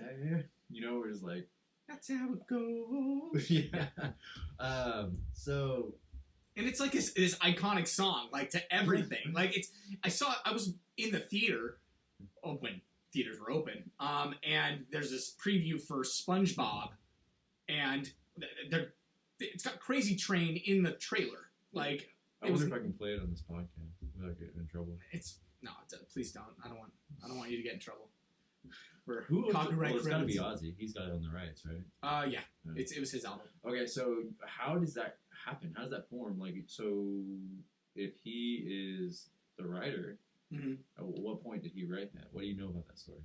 All I know, I don't know very much. I just know that when the only musical theory thing that Randy told Ozzy was that, listen, the best songs in heavy metal / hard rock are written in the keys of A and E. And so they had a goal of writing each song in a different key in every album. So no album has 2 songs that are in the same key. I don't know what is the inspiration behind Crazy Train. All I know is that... Yeah, what's the song even about? You don't know? No idea. No idea? No idea. I think Ozzy wrote the lyrics, but I think Randy composed the entire song. Oh, I gotcha. Yeah. Okay. Dude was a musical genius. It's kind of crazy because... Does he got his thumbprint on anything else? Mr. Crowley. Mr. Crowley. Bow, bow, He bow. composed that one? What? Mr. Crowley? Yeah. Yep. Yeah, Yeah. Let's see. Guitarist Greg Leon, who initially took Randy Rhoads' place in Quiet Riot, has claimed that he helped Rhoads write what would become the iconic Crazy Train riff. We were hanging out, and I showed him the riff to Steve Miller's Swing Down. I said, look what happens when you speed this riff up. We messed around, and the next thing I know, he took it to a whole other level, and end up writing the Crazy Train riff. Guitarist William Weaver has also claimed to have written the signature riff and then presented the music to Rhoads in a studio session that they had both been a part of. Interesting. Yeah. This is just such a wild lifestyle. Yeah. Man, man. Dude, it's really bad when your lead vocals, Ozzy, he is more, you can comprehend what he's saying when he sings rather than when he talks. Yeah. Like, I was like, why can you understand this dude when he sings, but when he asks you for like a cup of coffee, you go, what? Right. What? Yeah, it's nuts. There was like some rumor going around that he did so many drugs in his lifetime that he literally developed a mutation. I believe like he's a mutant. Like I believe he did so many drugs that he just has some sort of like that singing is actually the only way. You know, there's like to understand that are I don't want to say this. I don't want to like. There are some kids that are either like autistic or will have a disability, and the moment they sing, all of a sudden they're normal. Goes away. Like everything goes away. Like I don't want to say normal, but you know what I mean. Like right. you wouldn't tell. Like Michael J. Fox, okay, Parkinson's, right? But if you watch that dude ice skate, you wouldn't tell because he ice skates like a motherfucker. Yeah. But There's something that goes on in your brain that completely like it's beautiful. It's Like it's awesome. You take to it. It's almost you lose yourself. Yeah, dude, and that's I something. strive to get to that point every single time that I drum.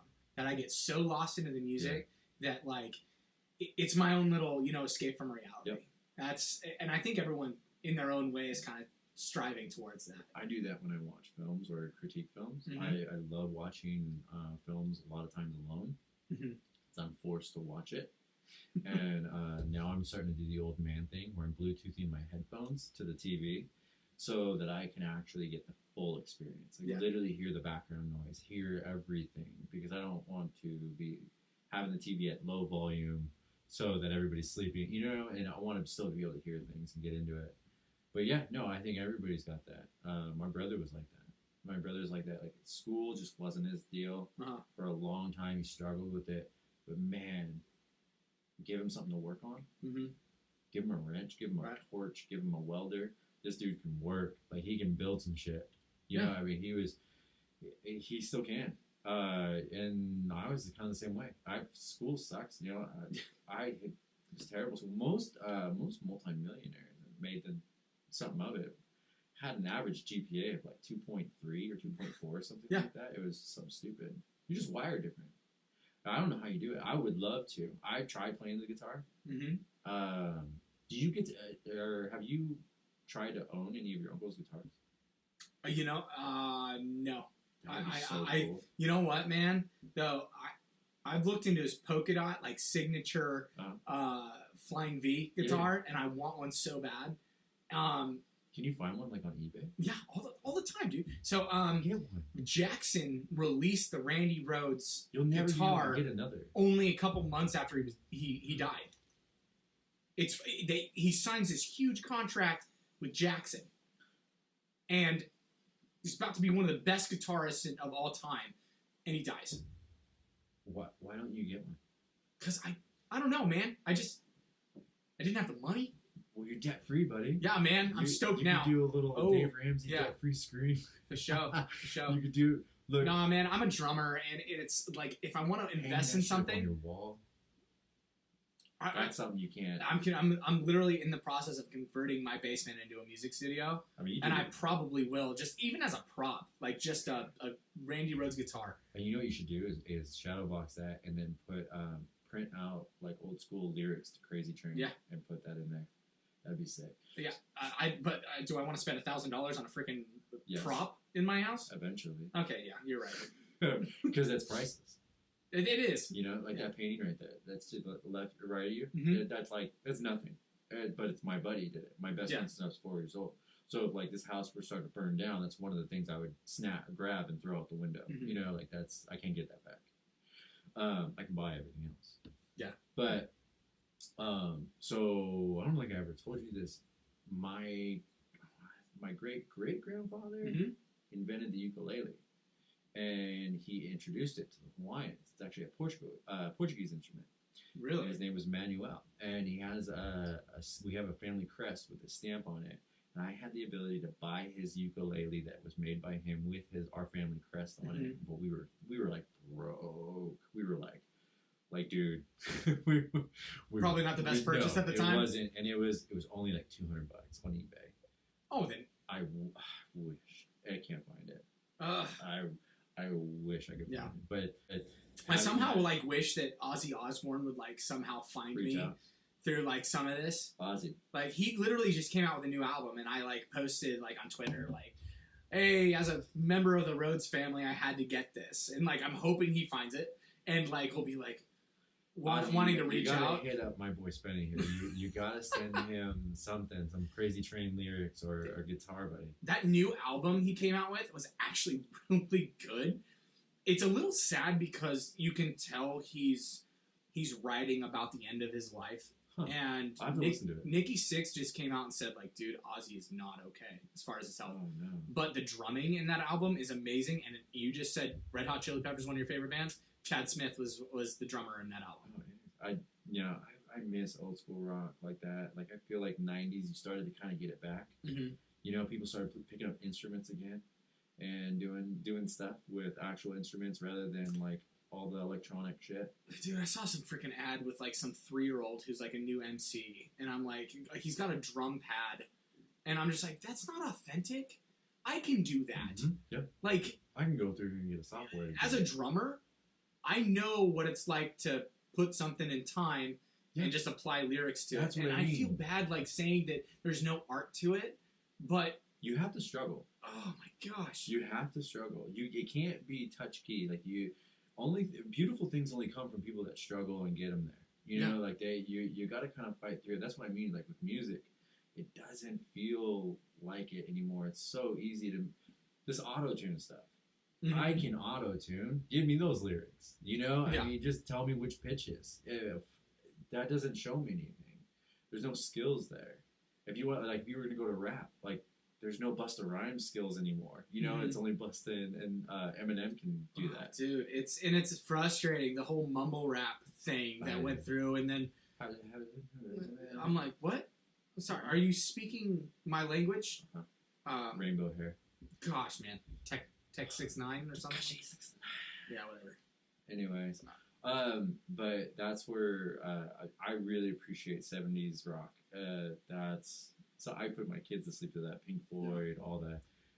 I just recently got into it because, like, I watched The Dirt, the Motley Crue movie. I need to watch that. Dude, it is. You told me. It is by far now. It's now in my top 10. You Like, told me I it was super love that movie, and it got me. Just I need to fucking play the drums I can't right take now. Machine Gun Kelly serious. I can. I actually like him. He's not bad. I think. Okay, and the reason I like him is because he just recorded an album with Travis Barker. Yeah. My favorite drummer of all I'll time. have to check it out. And it's going to be a pop punk theme. So, or I shouldn't say theme, but genre. And so I'm excited to see what happens. My Bloody Valentine was an okay song. That it was his single that he released out early, but I thought Till I Die was kind of catchy. Yeah. Other than that, I don't know, but I'll watch it. I need to watch it. You told me to. Yeah, you need to. The opening scene, like, it's kind of graphic. I'm not gonna don't be around it's kids. Motley Crue. Yeah, it's That was freaking a Machine Gun wild- Kelly, like literally in the first minute, Oh, all right. and her Spoiler alert. all over the Oh, scene. Yeah, and wow. it's freeze frame. Oh. Yeah, it's kind of weird. Sorry to put that visual in there. But yeah, Okay, so that part will be edited out. no it won't. Shit. No, so Randy writes Crazy Train. Right. They record Crazy Train, and then he plays with Ozzy for a bit. For a bit, yeah. Okay, and so what happened in the plane crash? So what happened? Okay, it's weird. It's really, it's almost like conspiracy theory a little bit. He was coming up on the end of his contract, and he made it very clear that he was actually looking at going back to school. Deep state.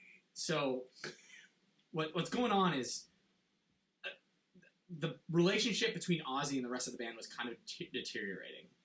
Ozzy at one point got so fucked up that he fired the band one night and has no recollection of it.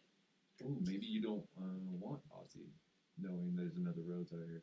Maybe. Yeah, you're right. What happened was Randy made it pretty clear that he wanted to go back to school. He was going to go to UCLA and major in classical guitar. He wanted to be more of a solo artist. Randy was trying to break out of you know what? These bands are great and everything, but I want to be more of a solo artist. And in order to do that, he didn't want to be associated with bands. So he was going to go back to school, get his degree, and he told the record label, "I'm only going to meet the end of my contractual agreement. 2 albums, great, and then I'll move on." But Was so it a private jet? it was I think it was a private jet, and it sucks, man, because they go to this dude's property, and they park the tour bus at the end of a runway, and Where'd you get all the story from? I got this from a little bit of my dad, a little bit of well, it's actually all my dad. Yeah. Okay. So because when my dad was playing for University of Nevada, Reno, was when the death happened.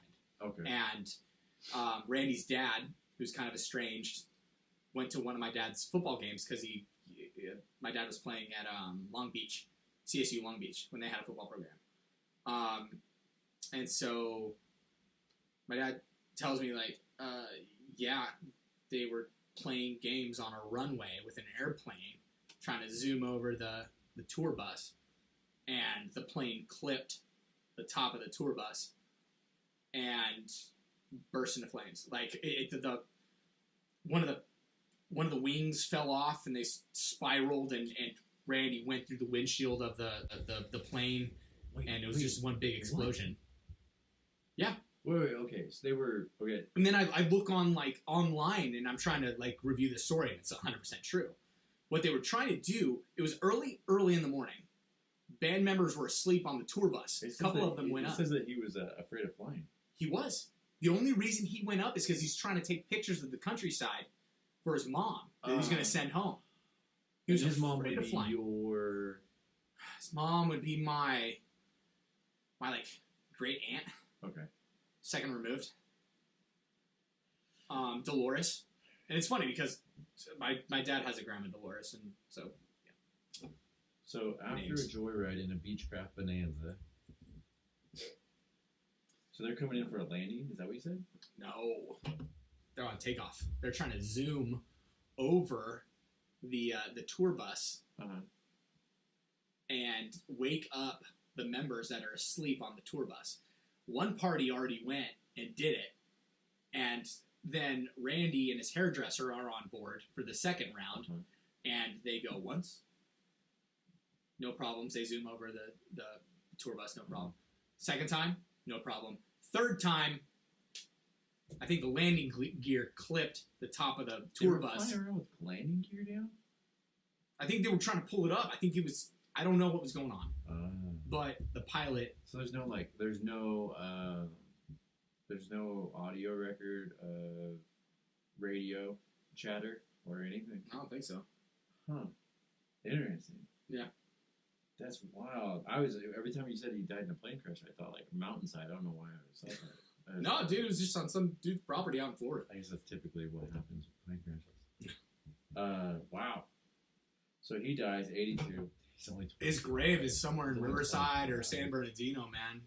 And it says an inspiration for young people on the top of his grave. Have you been there? No, I want to go. Really bad. You should go. Yeah. You should get album cover. It's great. No, yeah. I mean, that'd be dope. Album cover. What do you mean? Whatever you're working on. Okay, thank you. Yeah, I'll make it. I'll make it happen. I think that'd be pretty cool. That would be sick. If he's got a really cool headstone or something. It is pretty sick. I get. You should Google the pictures of it. Let's see. Yeah. Because I'll go do the photos and mock them up if you want. I would love that. I really fucking want that polka dot guitar, dude. That's like the Flying V. Everyone talks shit on the. Look at that, dude. He's got his Les Paul on it right there. Cool. All right, let's go. Randy Rhoads. It's this huge tombstone, right? Those are all of his guitars right there. Oh my god. That's pretty cool. Yeah. That's pretty cool. I like that. Yeah. Every time you type in my name in Google, it comes up with Randy Rhoads. Drums right in front of there and just go wild, and I'll do some photos of you. If we could do that, dude. I just bought a custom kit from should play SJC Crazy Custom. Train. Ooh. Should play Crazy Train. Dun dun. Dun dun. That's it. Let's you know do it. what? Let's do it. We're gonna make it. We're gonna do it. We're gonna do that. We'll do some photos and a little bit of video. All right. Dude, that's wild. He's only 25 too. Yeah, it was really sad, man. Boy. Anyway, Yeah. let's not get. But man, you gotta focus on his life, Okay. though. He had a lot of good shit going for him. Yeah. He fucking Sounds like he front loaded all of his work so he could pursue his dream, man. Well, that's cool that he locked onto it at that young. Yeah. You know, and it was just like, this is what I'm gonna do. Yeah. I think people lose sight of that. I think that's why you see so many majors change in college. Yeah. It's like, look, what do you want to do? Yeah. Seriously, what do you want to do? I think we're all looking for that aha moment. you know, and What do you people in want? their college majors are hoping to get that one class or the one thing. They're like, yes, this is what I want to latch onto for the rest of my life. And a lot of people at 18, when they go off to college, don't have no idea what they want to do. No. That's why they go to community college. And me, I went because I was trying to figure that out. And I loved politics. And dude, my whole pursuit to politics, honestly, was built on me forgetting my CD case in the car and turning on Rush Limbaugh. Rush. As I am, I know, I 100% agree. I mean, I like him, but like some of the conservative stuff, like I am so middle of the road now. Like after all of these years, but yeah, man, I was delivering Pizza Works, and turned on the radio instead of CDs and fell in love with the discussion and the debate. And I'm like, this is something I really want. Changed my major from business You're to good at that networking. You know, you like that. Like, hey, how are you? I'm good at the small talk. I'm not gonna lie. I'm good at the sparking conversation, and shit, man, it's what I love. I just like the conversation. Yeah, you're definitely good at that. That's why COVID's driving me fucking crazy because I'm like, oh my god, I'm with that. Like you shaking my hand when I came in today. I'm like, I'm allowed to do this. We can't say that. You can't say that. I shook your. Oh, hand. God, you another know how many edit. followers I just lost because of this shit. Good. You know what? Good riddance. I shook his hand. I'll get out now. Okay. Okay, so this is the greatest concert I've ever been to was Green Day playing their hometown Sacramento. Holy shit. That was wow. It's funny you say that. So, and this is why. This was super cool. I think this was so lead singer, what's his name? Billy Joe Armstrong. Okay, so he basically goes to the front and he's like, we have a guitarist in the house. We got a guitarist in the house.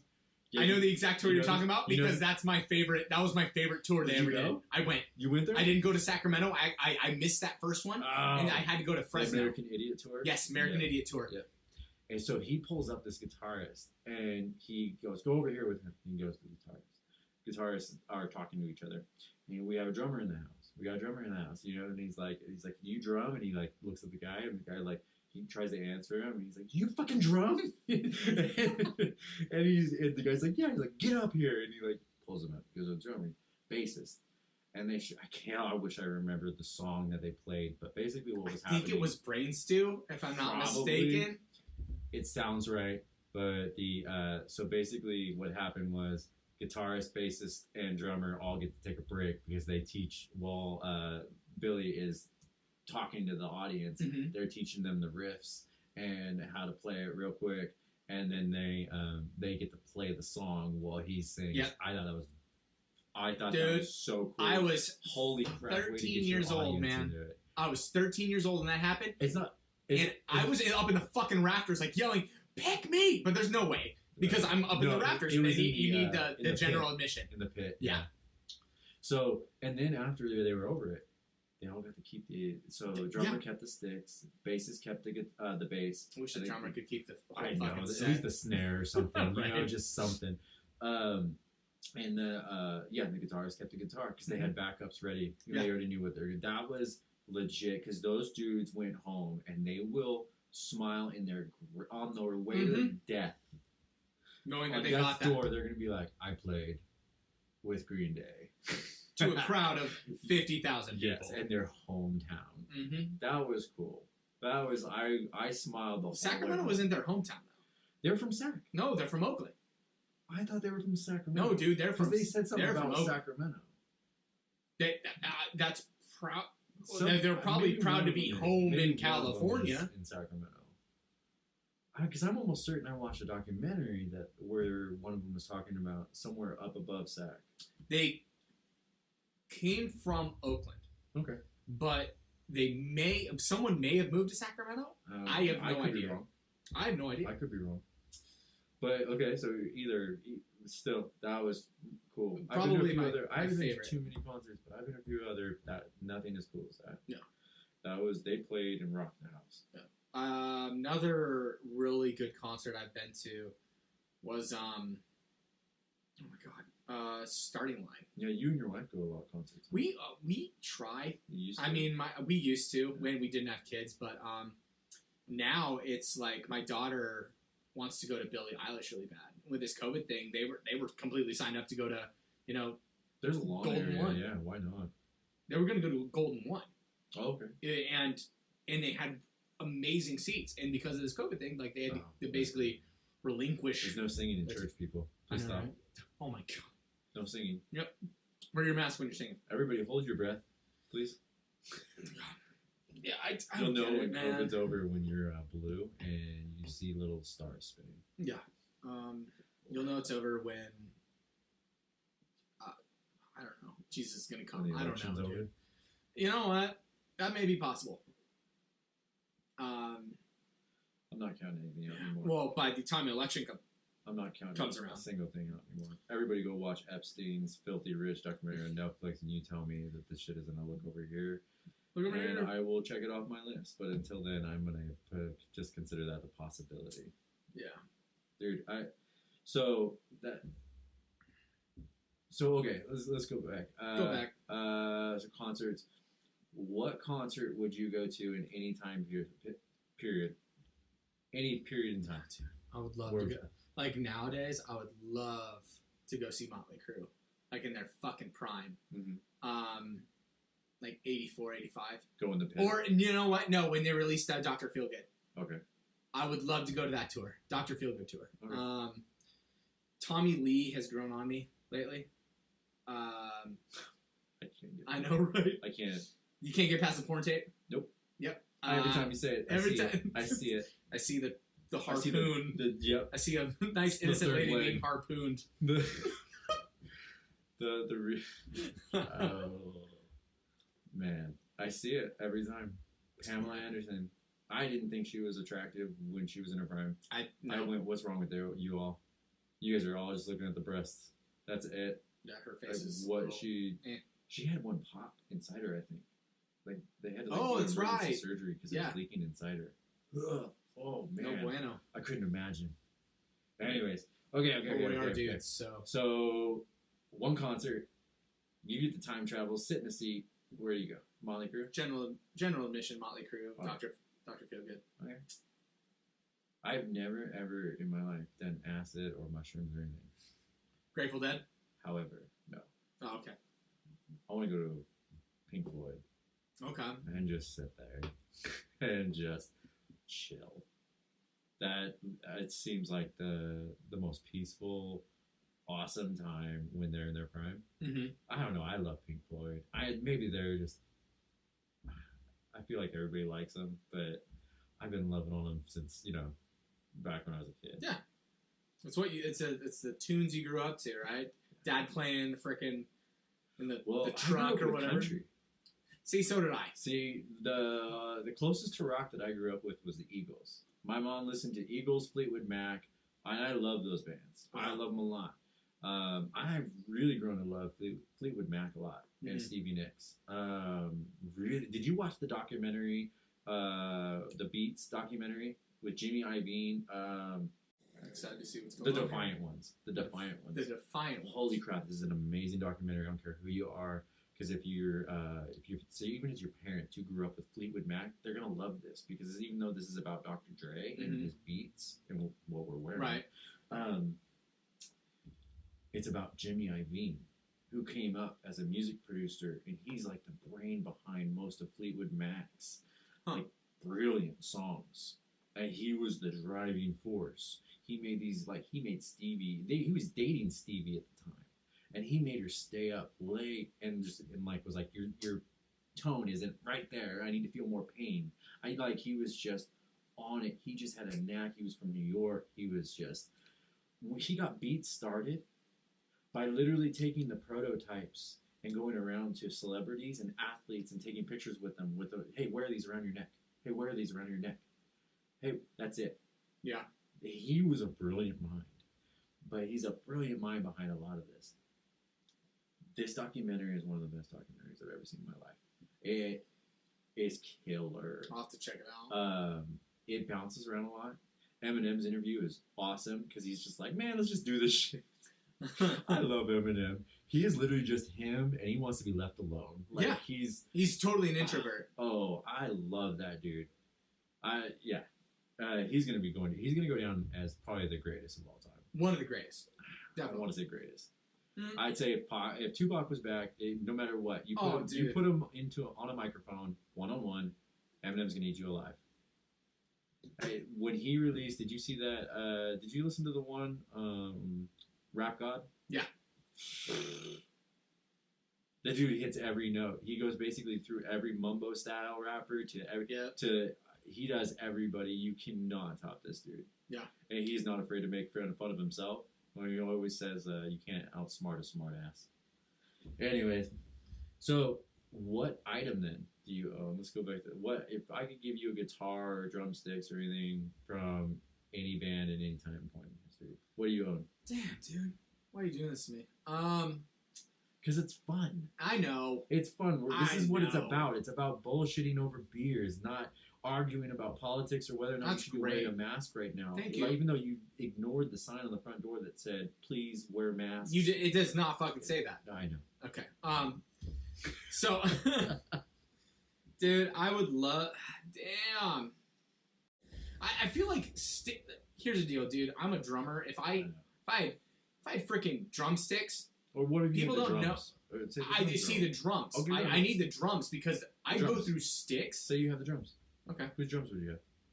Travis Barker's Okay. and Neil Peart's. So that was a no. Time Traveler kit. Yeah. Okay. All right. I go through sticks like crazy, man. I used to have like I used to have literally 100 pairs of sticks that I believe broken. it. I watched you broke what? You broke 3 or 4 sets when we filmed the. Probably 3 or 4 sticks. Yeah. Right there. Yeah. I hit hard, dude, and it's how you get the most out of the drum. I know you fucking wild. Oh shit!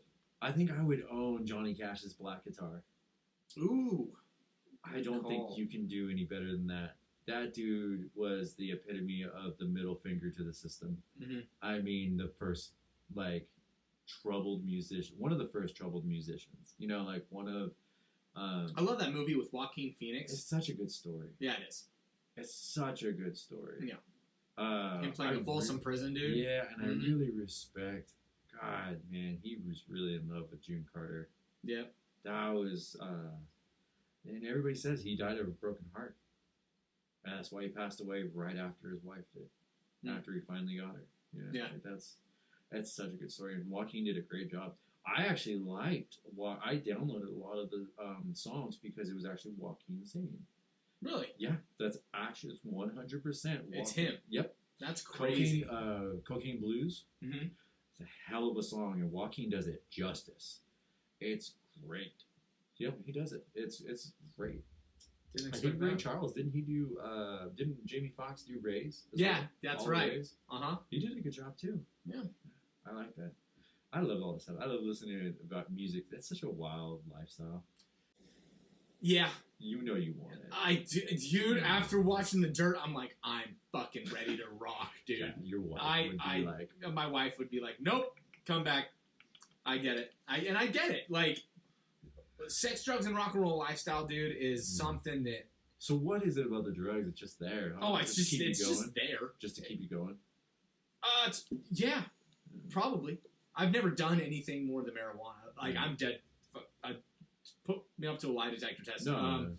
I don't like being out of body. Right. Out of control. Yeah.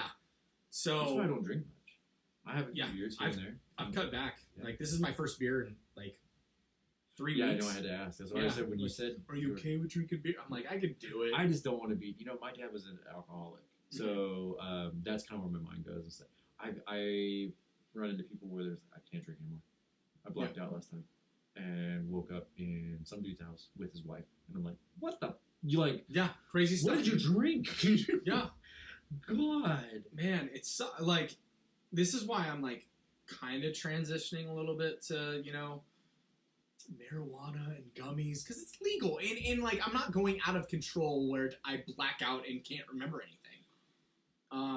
And I know we're getting on a weird topic. No, we're not. Well, so this is what I say.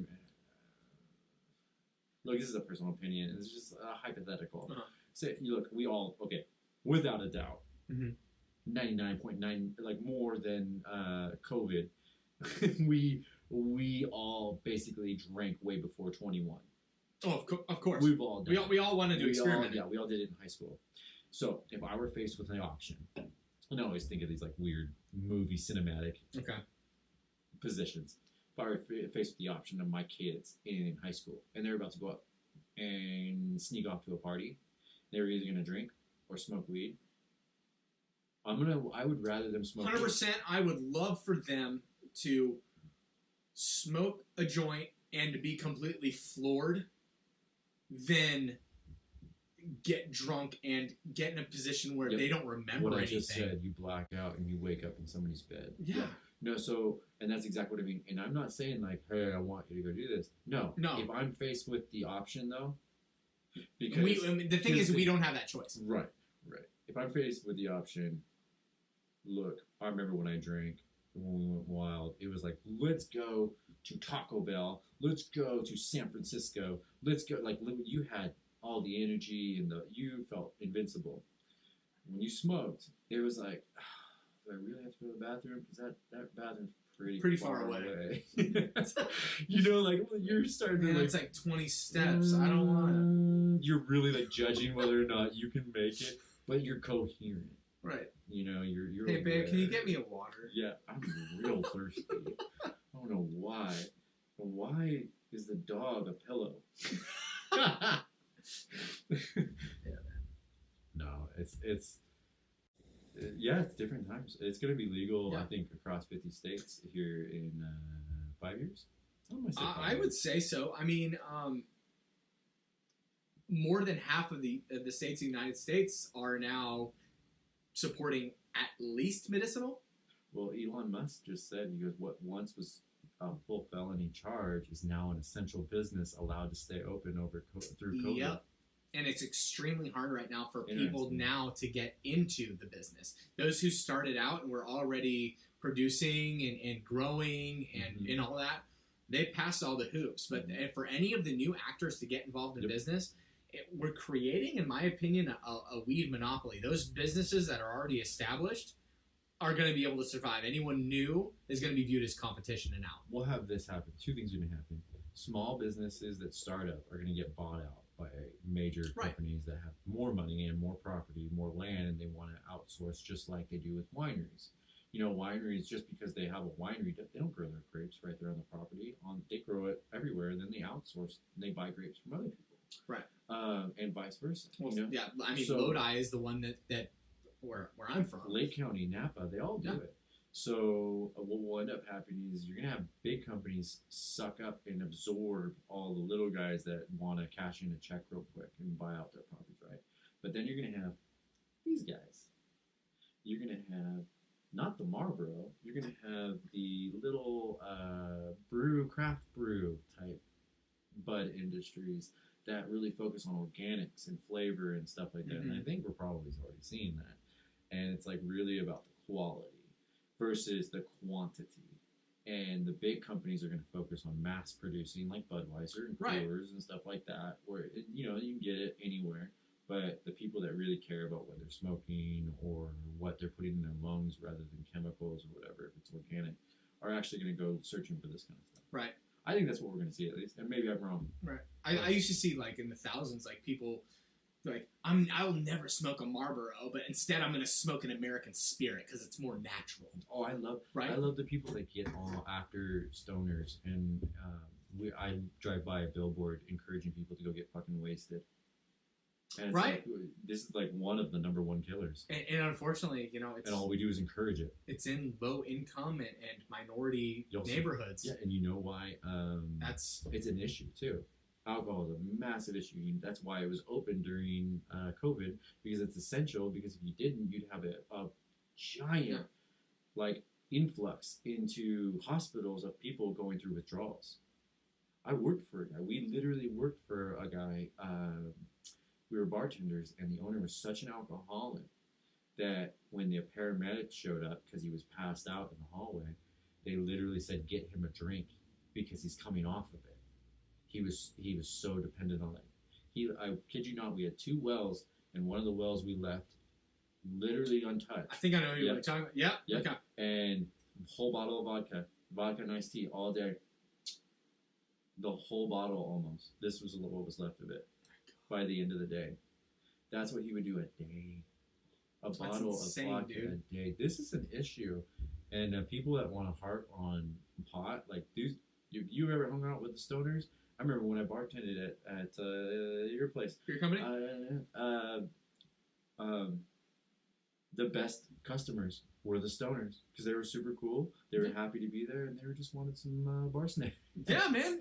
They just wanted some food. Some pub food. Yeah, that was it. They were Give the me some best nachos, customers. dude. The ones that were drunk and wasted and being a bunch of Belligerent, They dude. were the Oh, worst. I get it. They were the worst. I feel it. So this is why I say that. That's why I say I'd rather my kids go through that. Mm-hmm. Because they're at least going to be coherent and non-aggressive or non-violent. Right. Yeah. I don't. Sue me. These past couple of months has just been awesome. Like, it's just been trying to focus a lot more on family and just hanging out with my kids, man. And with COVID, like, I've been stuck at home with the kids, but dude, I love those kids. Yeah. Um, Isn't it funny how much you can look at your kid and think, God, you're such a dick, but I love you. You're so much like me. I fucking love you so much. God, I can see how a lighten can mess up their cup a little bit. But man, I thought about that. Like, if you weren't my kid, it'd be time for you to go home. Right. I had my son had a friend come over, and that parent did not do parenting. Is it a Karen? Huh? Is it a Karen? Oh, she was a Karen. Karen. Okay. So Karen did not do some parenting on her perfect little angel. Her little angel. And I was like, when she was there to pick him up, she was like at the gate, and I was like, let's go. Like, get your shoes. Yeah. It is time to go. Like, your mother is waiting. Like, but the moment I started getting dad voice on him, he realized, like, he snapped too. Oh shit. Like, yeah, it was. I gotta like, get into it. He wasn't used to people getting bassy with him. You could see that. But yeah, my kids weren't my kids sometimes, man. I'm like, it's time for you to go home. Where's your mom? Sometimes I ask that anyways. They're pretty good. Who's your daddy and what does he do? Yeah, alright. Well, parenting's fun. I agree. Keeps us out of jail. Keeps us young. Yeah. I'm kidding. No, not at all. No. Like I said, I'm watching the TV with headphones. Yeah, right. Like, does not keep us younger. I have to unplug my computer and plug it back. Dude, my crow's feet are getting bad now. I don't want to talk about this shit. We're gonna It's sound fine. like a bunch of some wild I know, shit. right, dude? I'm only 29 years old. Like, that's the crazy thing. And the cool thing, though, having kids this young in life, I get to experience my 40. I'll be 43 when both of my kids can legally be kicked out of my house. I look forward to that too. That I did have kids young, because by the time, everybody's around 17, 18, because truthfully, like, kids really start doing their own thing around 14. Right. They really start kind of minding their own business and doing their thing. Yeah. And hanging out with friends. But yeah, you'll also be able to ride jet skis and go snowboarding. Hell yeah. Dude, I'm going to have friends that are, like, going to be at a freaking parent-teacher conference, and then I'm going to be on, like, the beach somewhere sipping on margaritas. Like, I already went through that shit. My kid's 18. Job, college, or military? Which one? Let's go. Chop it, chop. Yep. I got it. I kid you not, I would, if I could go back, I'd tell my parents to be harsher on me. You know what I'd do if I could go back, because I split like that. Mm-hmm. I think I was fairly on a good path, but I think if I could go back, I would go look at both my parents and go, you two, get your shit together, because I need some fucking parenting. Both my brother and I do. You guys need to talk. Type of, like, you guys need to agree on something. You know what, man? And part of it was me playing this shit off. I mean, you don't come from a split family, huh? My parents separated when I was 16. Okay, so you do, yeah. So, but dude, from birth until that age 16, they instilled so many life skills in me that, like, when they split, like, I had a car already, and I'm like, you know what? I'm gonna do my own thing. Yeah. And they had nothing to worry about because I was, dude. They gave me so. I can't tell my parents that they didn't do a good job because they fucking did. No, I think my parents did a great job. I think they had their own struggles. I just think during like the divorce on my side, yeah, I was a little shit. Okay. And that's why I say I needed. There was one time when I blamed the divorce on drinking. Yeah, I wanted to experience it. Go on. No, Sorry. no, that was it. I needed them to talk, and I needed to not play one off the other. Yeah. That was it. And I think if anybody's listening out there, if you're a split family, your kid's gonna play one off the other. And that's it. I mean, honest to God, you gotta get your shit together because they need it. Yeah. Need it. Dude, you look at. You look at the success of kids of broken homes, and it's really low.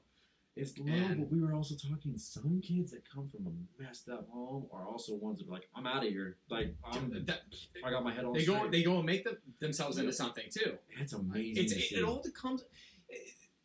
It all comes down to I am a product of my own decisions. Exactly. Yes. And that's all it comes down to. I think we have become. Do you want to be like your dad, or do you want to be exactly different than your dad? But you don't have to. You don't have to be just like your dad, or not just like your dad. It's not an all or nothing thing. Yeah. Take the good things. Exactly. Take the good things that your dad did, and then you take your bad things. Do the same thing with your mom. Mm-hmm. But you take those bad things and you go, how do I tweak it a bit? What did I need? Yeah, and that's what I'm saying. Is like, what did I need? I needed them to talk to each other and go, Eric, you're full of shit. This is what we're doing. We're both standing firm on this. And that would have guided me. Right. And I think there's a lot of kids out there that could use that because there's a lot of parents that just all they get stuck on is how much they hate each other. Yeah. I can't stand it. It doesn't do anybody justice. I'm in a really fortunate situation with both my parents today. They were in my mom is going to go watch my kids while I'm but right before I get in my car and come here. Yeah. And my dad's at my house. And so they're in the same room just talking about stuff. And I'm just like, dude, I am so fucking fortunate. Yeah, their marriage failed, but they are such strong people individually, and they're in a position where they love their life the way it is.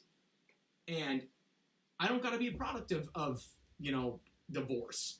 I can be my own person and carry on their tradition of just being a good dad and a good person. And they've, God, man, I love my parents. Good. Love them both. And I swear to God, I wouldn't do it different. I can't say that. If you want to take it as a critique, as far as parenting, that was my input was that's what I would have, But I need to do that. And I need to make sure that I stand, united. Yeah. As long as I know my kids are okay. But why I've been able to reach certain points is honestly because of the way, I fell and tumbled, learned, and, you learn from your mistakes. And that's kind of where now we come back full circle to what we were saying is if you could take that magic wand and erase it, if I could go back and fix what I did wrong with my life, you and I wouldn't be sitting here today. Right. If you could go back and erase George Washington, if you could go back, whatever, none of us would be sitting here. None of us.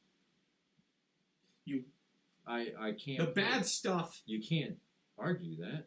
The bad stuff that happens in our lives and throughout history is what makes us appreciate the good.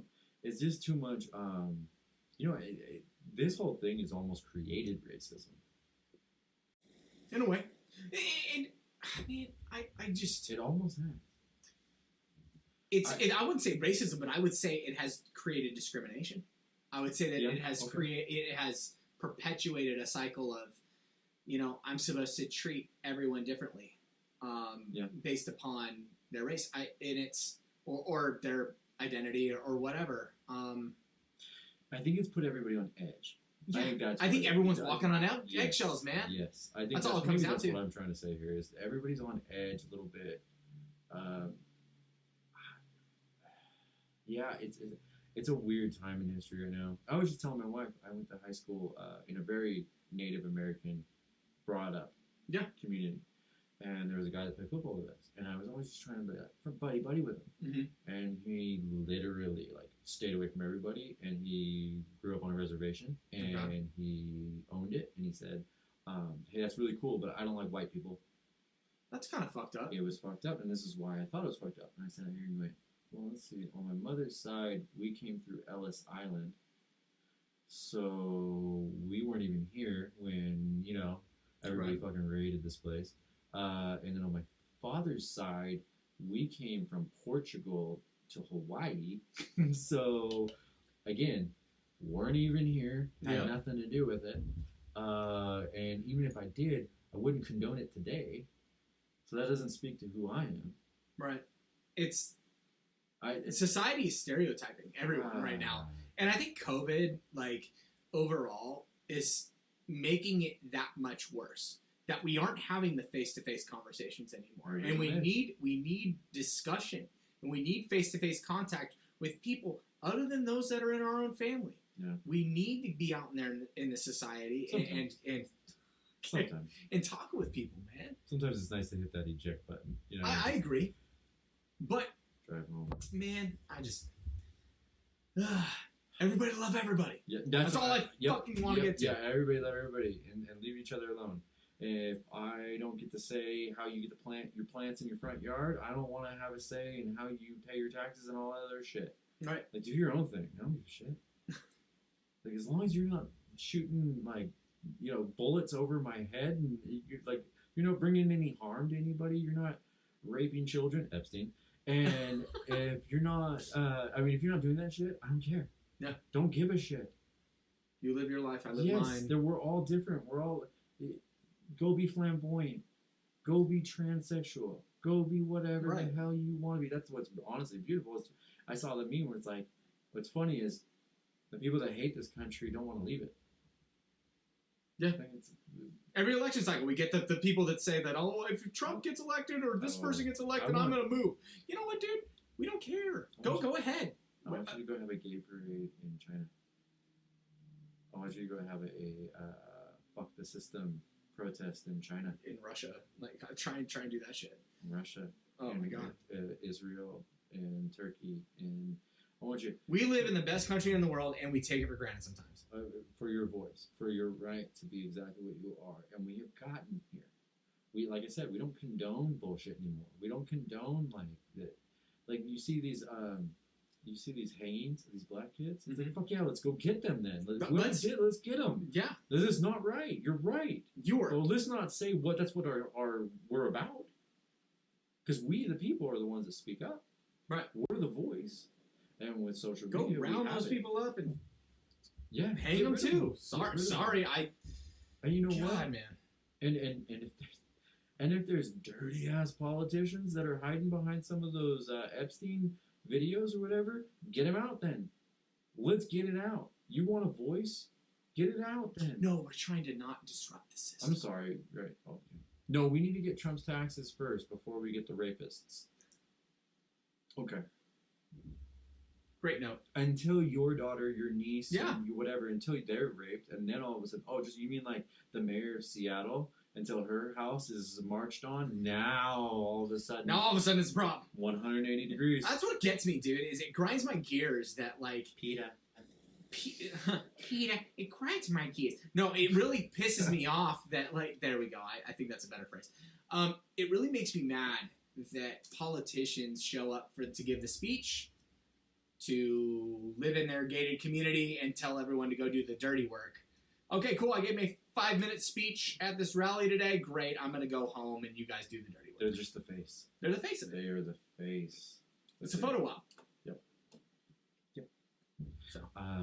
Anyway, let's end on a good end. This actually wasn't a bad beer. I liked it. Yeah, it's pretty nice. Giant Lie from Cigar City Brewing out of Tampa Bay, Florida. Thank you very much. We like it. Thank you. 7.5%. Yes, anything over 7 will get me messed up. Means Spencer can stay for lunch. All right. All right, man. It's good having you on. I really appreciate you coming out. And let's do this more. Definitely when football season kicks off. Hell yeah. Yeah.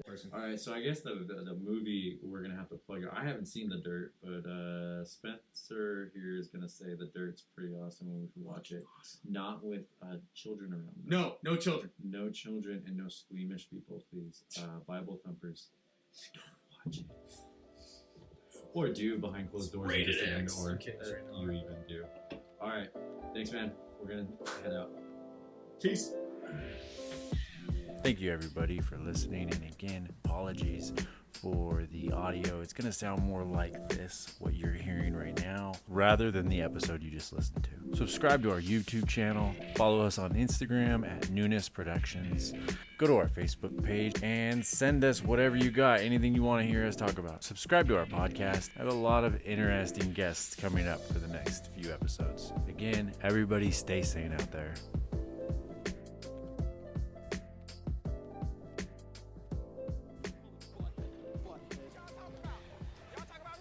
Take drugs, Danny? Every day. This is ridiculous. It's crazy. I feel like I'm babysitting, except I'm not getting I've paid. heard police work is dangerous. It is. That's why I carry a big gun. Aren't you afraid it might go off accidentally? I used to have that What problem. did you do about it? I just think about baseball. Declare. Whose chopper is this? Zed's. Who's Zed? Zed's dead, baby. Zed's dead. I gotta go to college.